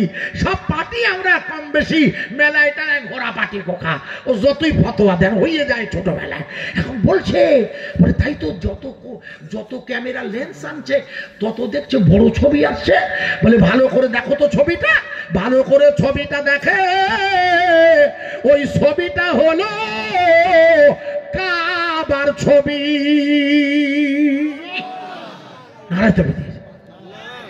আরো জোরে, আরো জোরে দিন, আরো জোরে। কিসের ছবি? কাবাটা কি? কাবাটা কি? কাবা হচ্ছে পৃথিবীর মালিকের ঘর। আরে কাবা আমার ঘর না কাকা। ইন্না আউওয়ালা বাইত উদিয়া লিন-নাস বিবাক্কাতা মুবারাকা। ওটা পৃথিবীর মালিকের ঘর, একটু জোরে বলা যাবে না? সুনিতা রানী মালিকের বান্দি, বান্দি মহাকাশ থেকে ওই কাবাটা দেখছে। বিজ্ঞানীরা যন্ত্র দিয়ে দেখছে আর বলছে, ভালো করে লক্ষ্য করে লিখে নাও, এটা হলো পৃথিবীর মাঝখান। একটু জোরে বলা যাবে না? তখন থেকে আমরা জানলাম, সুনিতা রানীরা আমাদের জানিয়ে দিলে কাবা হলো পৃথিবীর মাঝখানে। আমরা নামাজ পড়ি কোন দিকে ফিরে? কেটা বলে পূব দিকে ফিরে, আমরা কাবার দিকে ফিরে নামাজ পড়ি। এখান থেকে কাবা পশ্চিম দিকে, এখান থেকে কাবা কোন দিকে? আমাদের মদিনা শরীফে গিয়ে দেখি জানেন কাবা দক্ষিণ দিকে। এলাকা জিনিসটা দেখেন, হাই সাহেব মনে করে দেখেন, আমি প্রথম দিন গিয়ে নামাজ পড়তে দাঁড়িয়ে বলছি, আল্লাহ দক্ষিণ দিকে ফিরে নামাজ পড়বো। আমার কথা বুঝতে পারছেন না? সূর্য তো উঠছে, সূর্য উঠছে, আমার কথা বুঝতে পারছেন তো? মশলা হচ্ছে কাবা যেদিকে আমরা সেদিকে, এটা মশলা। আমি বললাম আল্লাহ। তখন আমাকে একজন বললো, আপনি জানেন না? সত্যি আমি জানতাম না। বলুন নবীর পা আমাদের দিকে।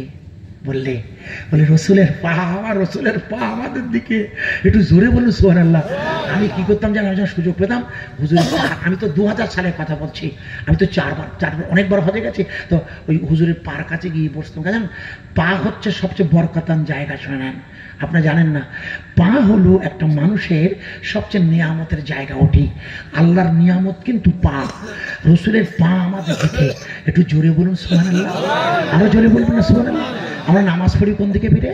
কাবা কাবা, আবার বলে পশ্চিম, কাবা কাবা কাবা কাবা, কাবা আছে মক্কায়,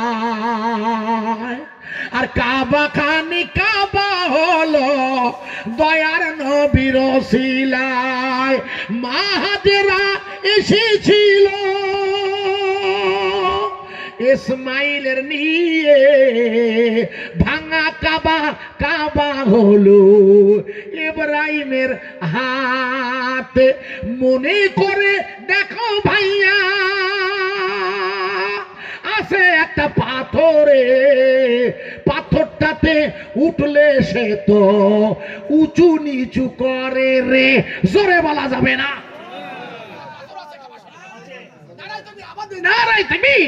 একটা পাথর আছে দেখবেন, যে পাথরের উঠে আজকের যুগে ভেলা বাঁধে, ভেলা মিস্ত্রিরা রাজমিস্ত্রি কাজ করতে, আজকের যুগে লিফট লাগে, লিফট। সেদিন কোনো লিফট ছিল না কাকা, আশ্চর্য হয়ে যেতে হবে। ওই একটা পাথর উঠানো করছে, আশ্চর্য নয় কি? একটু জোরে বলবে না সুবহানাল্লাহ, আরো জোরে বলবে না সুবহানাল্লাহ। পাথরটা উঠছে কার হুকুমে, আবার নাচছে কার হুকুমে?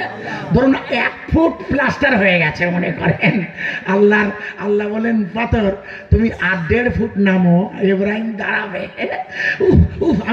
আমি দেখি আর বলি আল্লাহ আপনি কি মালিক আল্লাহ, আমার কি মালিক আল্লাহ, যে আপনি পাথরের সাথে কথা বলছেন, পাথরকে যা বলছেন শুনছে।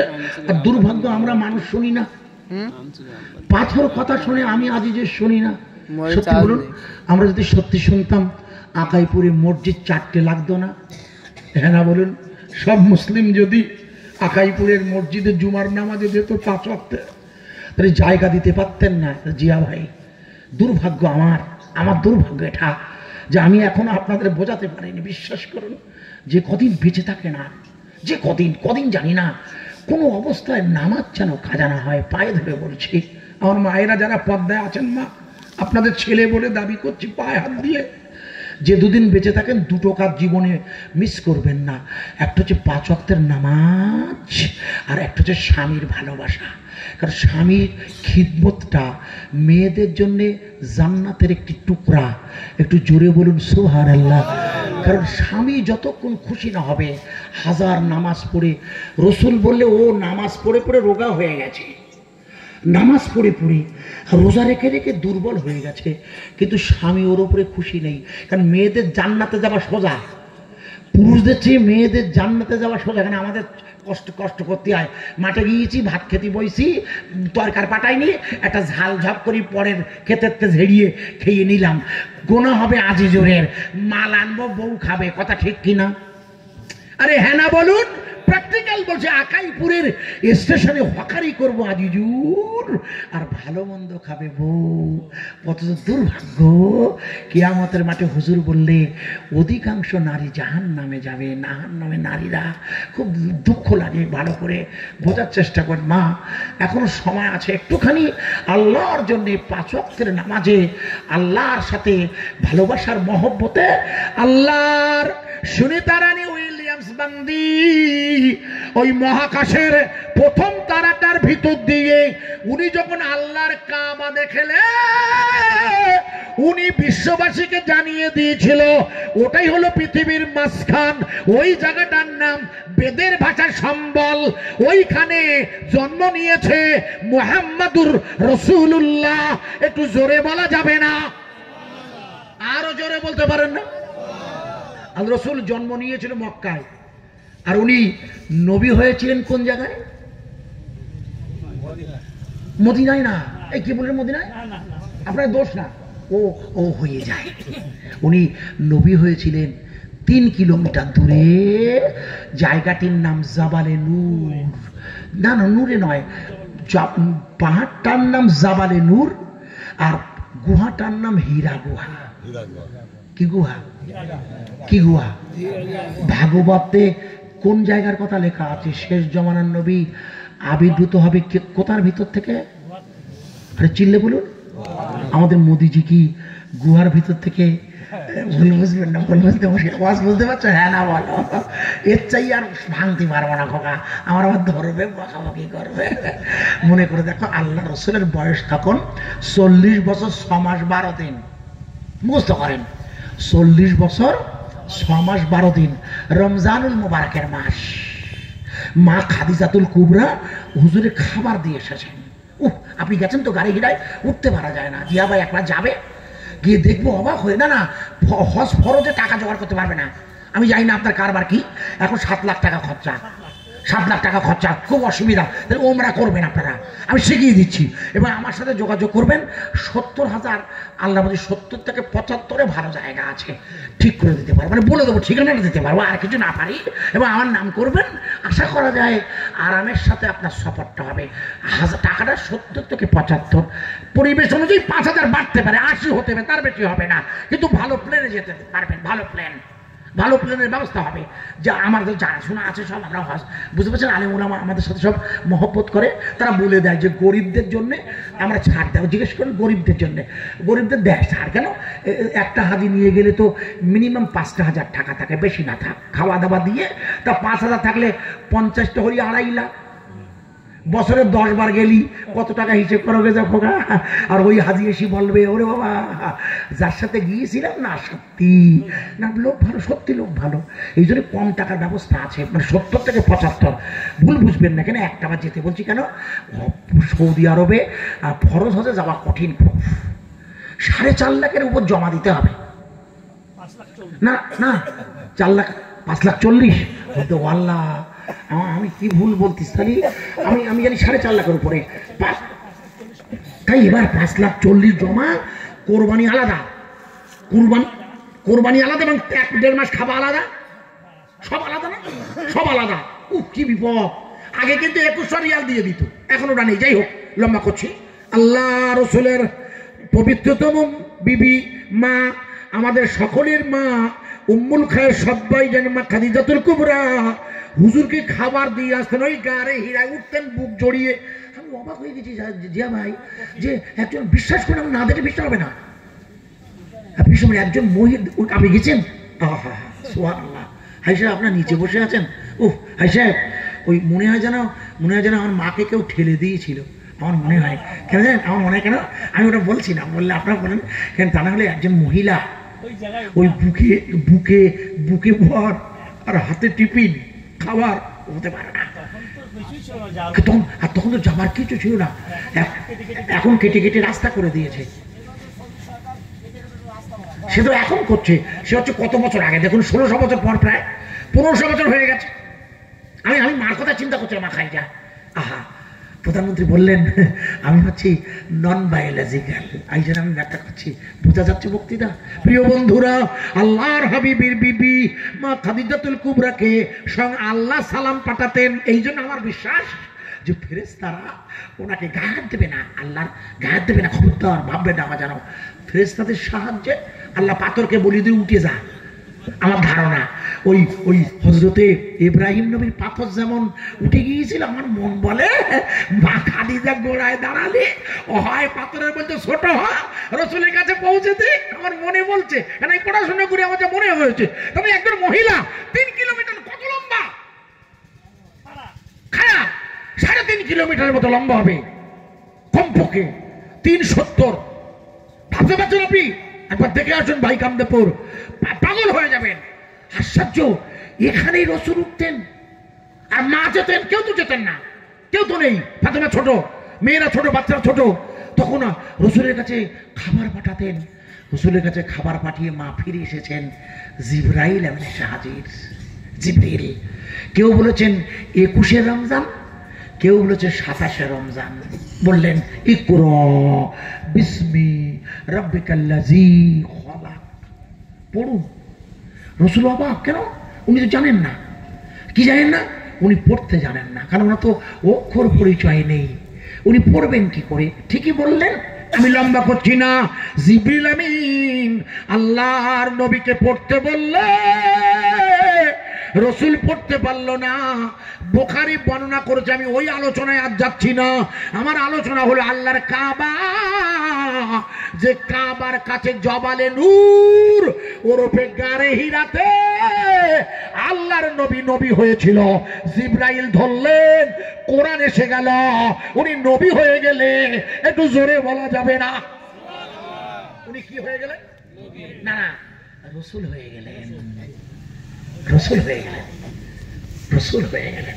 এই পর্যন্ত পৃথিবীতে কতজন রসুল এসছে জানেন? আজকে একটা প্রশ্ন এসে আছে, করে দিই।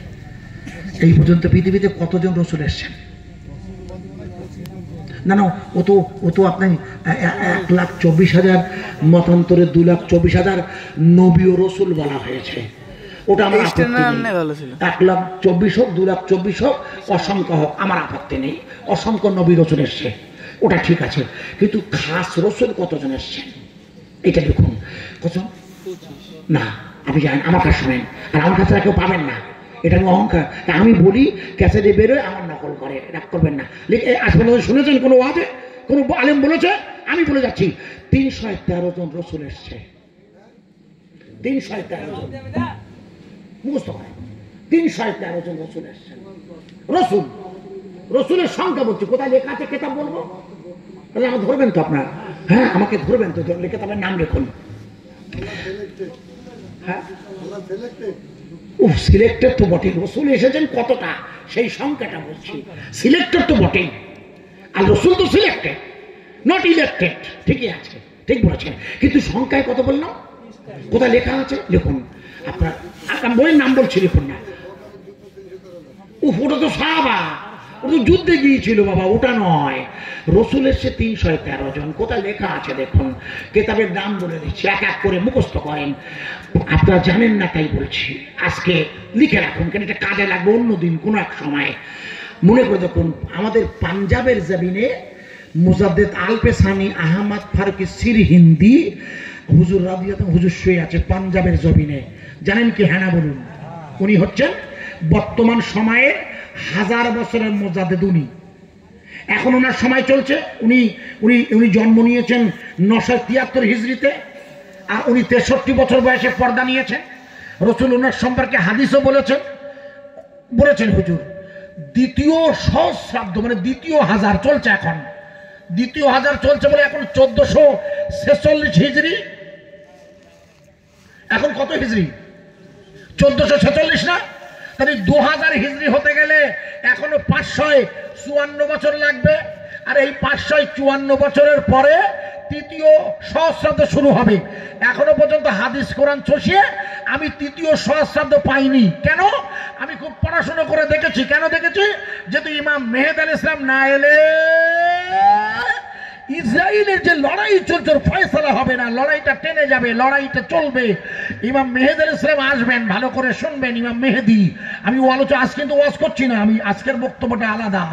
আমি আপনাদের কাছে বলেছিলাম লা ইকরাহা ফিদ্দীন, ধর্মের ব্যাপারে কোন জোর জবরদস্তি নয়। রাসূল পাক আমাকে শিখিয়েছে, আজিজুর তুমি তোমার মালিকের কাছে আত্মসমর্পণ করবে নামাজের মধ্য দিয়ে, আর আত্মসমর্পণকারীরাই শান্তির বার্তা দেয়, যার আরেক নাম ইসলাম।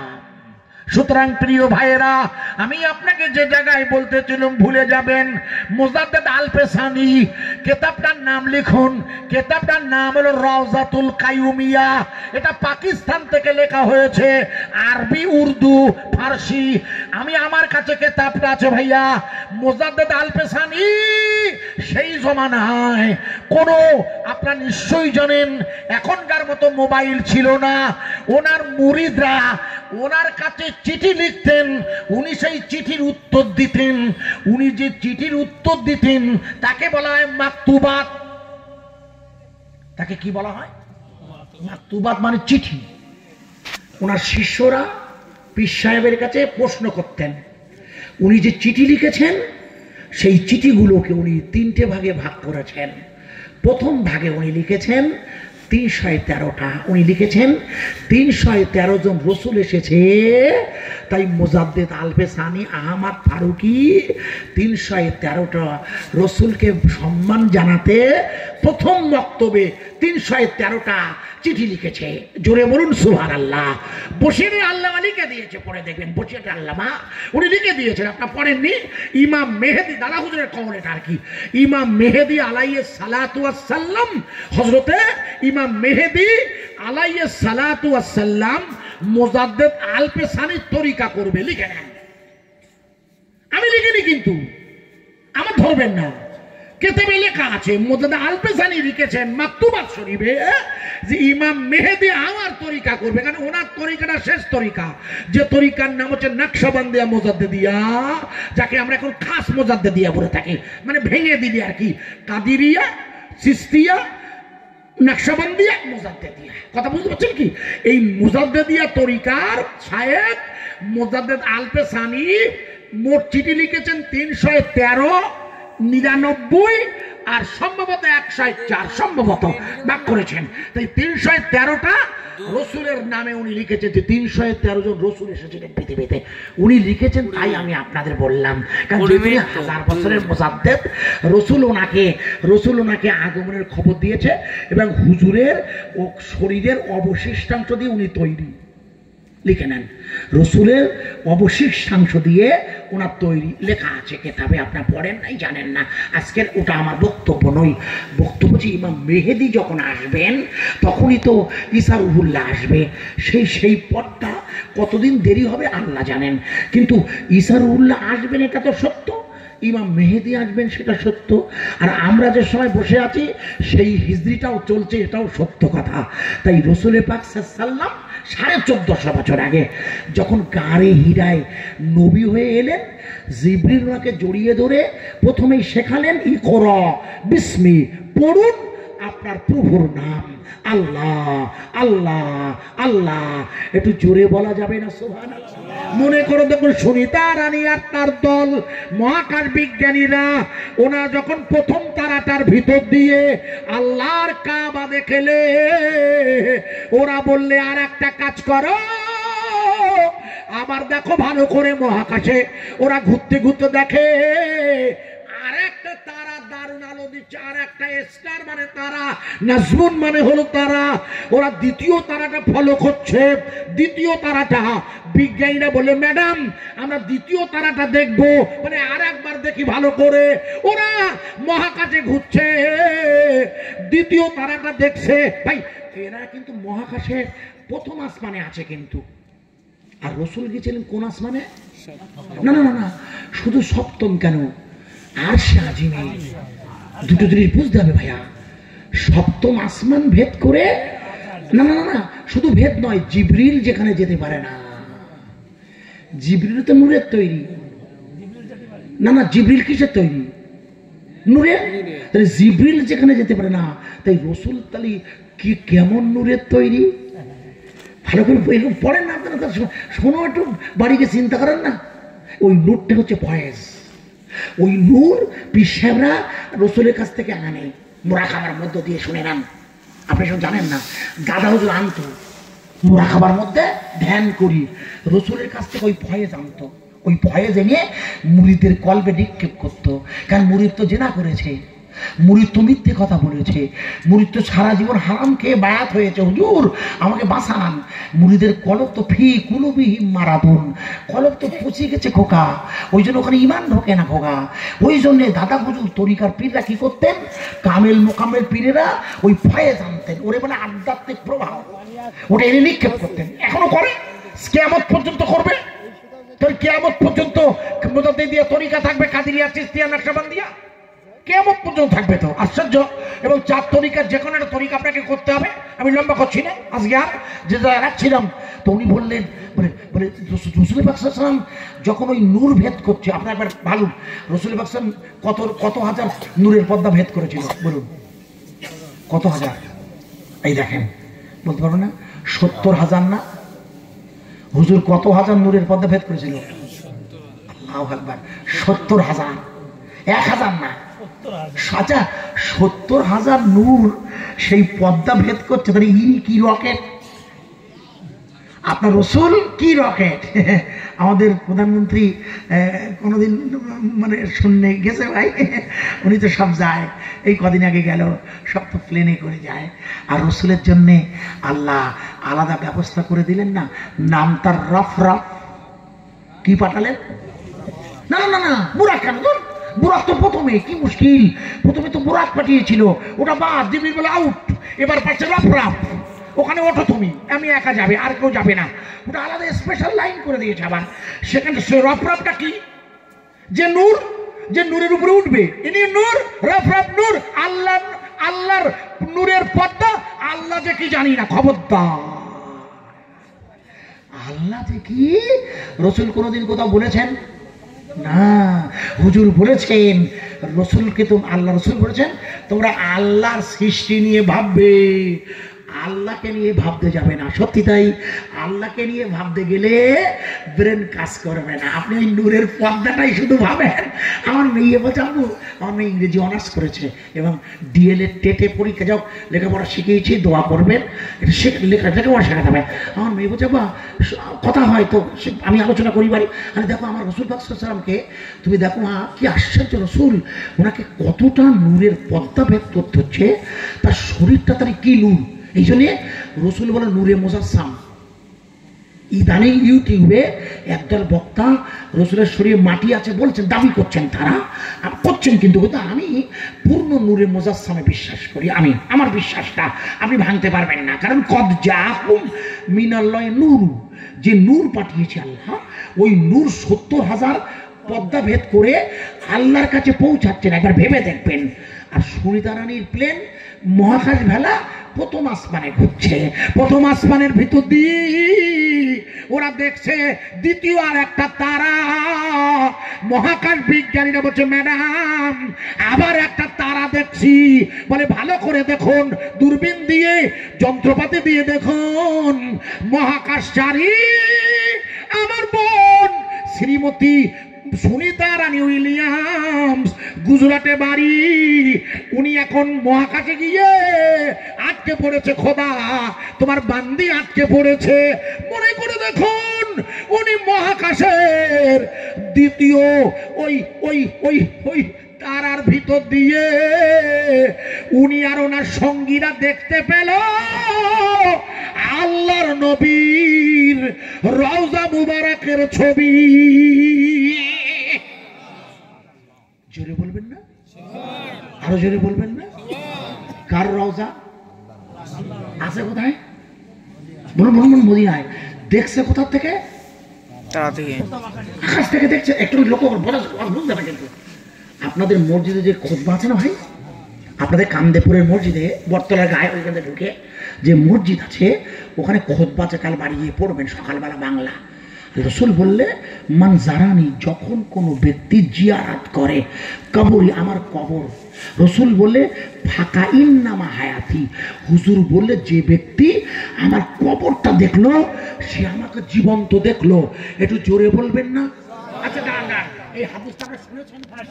একটা লোক বলতে শুনিনি। এর মধ্যে আছেন যারা নামাজ পড়ে, যারা নামাজ পড়েন, একজন বলতে পারবেন এখন মসজিদে খুতবা আছে, কোনো না কোনো জুমায় তার কানে গেছে, কোনো না কোনো জুমায়, বলতে পারবেন না আমি শুনিনি, মিথ্যে কথা বলবেন না। তাই এইটা কখনো ভেবেছেন যে একজন ব্যক্তির কবরের ধারে দাঁড়ালে তিনি বলছেন তোমরা আমায় জীবন্ত দেখবে? তার মানে আসলে তিনি সর্বক্ষণ, আসলেই কিন্তু তার রওজায় সর্বক্ষণ জীবন্ত। একটু জোরে বলতে পারেন না? আমার আওয়াজ বুঝতে পারছেন না? তার মানে আল্লাহ চাইলে আমার রাসূল এই পবিত্রতম আকাই প্রীত গায় আজিজের ওয়াজ করছে, ইয়া নবী সালামু আলাইকা। রাসূল হাজির হতে পারে না? আরে চিল্লে বল, রাসূল হাজির হয় না। শুধু আমি অবাক হয়ে হাদিসগুলো পড়ি, আমি ভাবি, আমাদের ভাবতে হয় যে আল্লাহ আপনার রাসূল এটা বলবেন কেন? আর রাসূল বলেছেন, মান জারানা কাবরি, যে আমার কবর জিয়ারত করছে তার জন্য আমার সুপারিশ করা আছে, ওটা একটা আলাদা। আর জীবন্ত দেখার সুপারিশ দুটো এক না বড় ভুল বুঝবেন না, সুপারিশ হবে তো সেই কিয়ামতের মাঠে। আর জীবন্ত দেখতে পাচ্ছে দুনিয়ায়, কেন দুনিয়ায় না দেখলে, চেনা জানা না হলে ওখানে গিয়ে একটু সমস্যা হবে না ভাইয়া। এই জন্য দুনিয়ায় রসুলকে দেখতে বলছে। আর এই দেখার জন্যে আল্লাহর ওই অলির সোহবতে যেতে হবে, যিনি আপনাকে পীরের চেহারা দেখিয়ে রসুলের সাথে সাক্ষাৎ করিয়ে দেবে।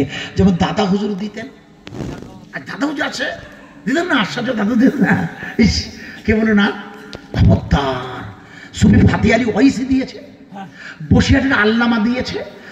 আমরা যে পীরের সোহবতে থাকি, আমরা তো কোনো না কোনো পীরের সোহবতে আছি, আমি নিজে আছি, আপনারা আছেন, যার যেমন ভালো লাগে।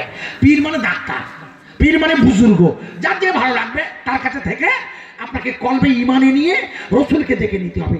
কারণ রসুলকে না দেখলে ওই কিয়ামতের মাঠে সমস্যা আছে। রসুল যদি বলে আমি তোমার চিনি না, তুমি আমার কি উম্মত, এই জন্যে যাদের নসিবে জিয়ারাত নেই, হজ নেই, তারা কি করবে, হজে যেতে পারেননি, আপনারা ঘাবড়াবেন না যেন। আল্লাহ রসুল বললে যারা আমার পেয়ার করে রাতের বেলা শোয়ার সময় 11 বার দরুদ শরীফ পড়বে আকাইপুরের বাড়িতে, আমি রাসূলুল্লাহ তার ঘরে হাজির হব। একটু জোরে বলা যাবে না? রাসূল আকাইপুরে হাজির হয়ে যাবে, হাদিসের ভাষা আমার নয়। চুম্বন দেবে মুখে, আমি বলি আল্লাহ আপনার রাসূল চুম্বন দেবে। আহা, অনেকে দিয়েছে, অনেক উদাহরণ আছে, অনেক হাজার হাজার উদাহরণ আছে আমার কাছে। রসুল এসেছেন, চুম্বন দিয়েছেন, কথা বলেছেন। শুধু একটা উদাহরণ দেবো ছোট্ট করে। বসিরহাটের আল্লামা হুজুরের পীর দাদা হুজুর, আর দাদা হুজুরের পীর হচ্ছে সুফি ফাতি আলী ওয়াইসি। আমার হুজুর উনি প্রত্যেক দিন রসুলকে না দেখে উনি কোনো কাজ করতেন না। ইমাম আজবা আবু হানিফা লিখেছে যে আমি একটা বায়ান লিখতে গিয়ে, একটা হাদিস লিখতে গিয়ে, যাই লিখতে গিয়ে রসুলের সাথে কথা বলে তাই লিখছি। একটু জোরে বলবে না সুবহানাল্লাহ? ইসমাইল বুখারী, যিনি বুখারী শরীফ লিখেছে, বলছে প্রত্যেকটা হাদিস আমি মিলিয়ে নিয়েছি রসুলের কাছ থেকে। একটা তার মানে রসুলের সাথে কথা হয়? আরে তার মানে কথা হয় তো, হ্যাঁ না বলুন। আপনার সাথে হবে না কেন? আপনার সাথে হবে না কেন ভাই? আমার সাথে কেন হবে না? আমি বিশ্বাস করি না, আমার মুর্শিদ আছে, হবেই ইনশাআল্লাহ। এবং হয়তো কখনো হয়ে গেছে আপনাদের নসিবে, অন্য কারণ নসিবে নূর হিসাবে দেখেছেন। স্বয়ং রসুল চেহারা দেখতে পাননি, ঘাবড়াবেন না। জিয়া ভাই রাতের বেলা শুয়ে আছেন পাক অবস্থায়, পাক অবস্থা শুনত, পাক মানে ইস্তেঞ্জা করে পেশাব করে উজু করতে পারলে ভালো হয়। অন্তত শোয়ার সময়টা উজু করবেন কমপক্ষে, তারপর আমরা ঘুমিয়ে যাই। ওই ঘুমানোর মধ্যে দেখবেন পাক অবস্থায় আলো, দেখবেন নূর, দেখবেন আলো আসছে, আপনি দেখবেন, পরীক্ষা করবেন, করতে হয়। আমি বলি গেলাম আমার ছেলে, আর আমি নিজে না করি, আমি তো ওয়াজ করি না, আমি নিজে যা না করি তো ওয়াজ করি না। আমি প্রত্যেক দিন যখনই শুই আমি দরুদ শরীফ না পড়ে ঘুমাই না। বিশ্বাস করুন, আমি ওই শরীয়তের মশলাগুলো আল্লাহুম্মা বিসমিকা সাথে যেগুলো পড়তে না পড়ে আমি শুই না। কারণ রসুল ওয়াদা করেছেন দেখা হবেই নূর হিসাবে অন্তত। প্রিয় বন্ধুরা, সুনিতা রানী উইলিয়ামসের দলেরা ওরা মহাকাশের দ্বিতীয় তারার ভিতর দিয়ে আমার আল্লাহ নবীর রওজা মুবারক দেখলে একটু জোরে বলা যাবে না সুবহানাল্লাহ? এ রওজা আছে না গেছে? আছে না? আমাদের আছে না গেছে রসুল রওজা? এই মন্দিরই গায় কথা ও বলছে, বলুক গে, ঠিক বলে ঠিকানা বলছে, আপনারা করছেন কেন? ঠিকানা বলছে, বলুক গে যে কথা বলছিলাম। তাই রসুল পাক সাল্লাল্লাহু আলাইহি ওয়াসাল্লামের রওজা মুবারকটা যেখান থেকে দেখছেন সেটা পৃথিবীর মাঝখান, আর আমরা আছি ভারতবর্ষ পৃথিবীর অনেক এপারে। সুতরাং মোদিজি আর যাই হন, হর হর মোদি হতে পারে, ঘর ঘর মোদি হতে পারে, তাতে আমার আপত্তি নেই। কিন্তু আর যাই হন, উনি ভগবান হতে পারেন না, ঈশ্বরের ঈশ্বর হতে পারেন না। ভুল বুঝবেন না, ঈশ্বর হতে গেলে তার কিছু সিস্টেম লাগে। আমি সেদিকে যাচ্ছি না, যে জায়গায় রাখছিলাম বোঝানোর জন্যে। আপনাদের মনে আছে কি না জানি না, আল্লাহ তাবারাক তাআলা এই ভারতবর্ষের জমিনে গোটা পৃথিবীর মানব জাতির কল্যাণে আল্লাহ রাসূল সাল্লাল্লাহু আলাইহি ওয়াসাল্লামকে ভারতের জমিনে না পাঠালেও গোটা পৃথিবীর মানুষের জন্য পাঠিয়েছে। তাই ভারতের মুসলিমরা হিন্দু ভাইদের সাথে এই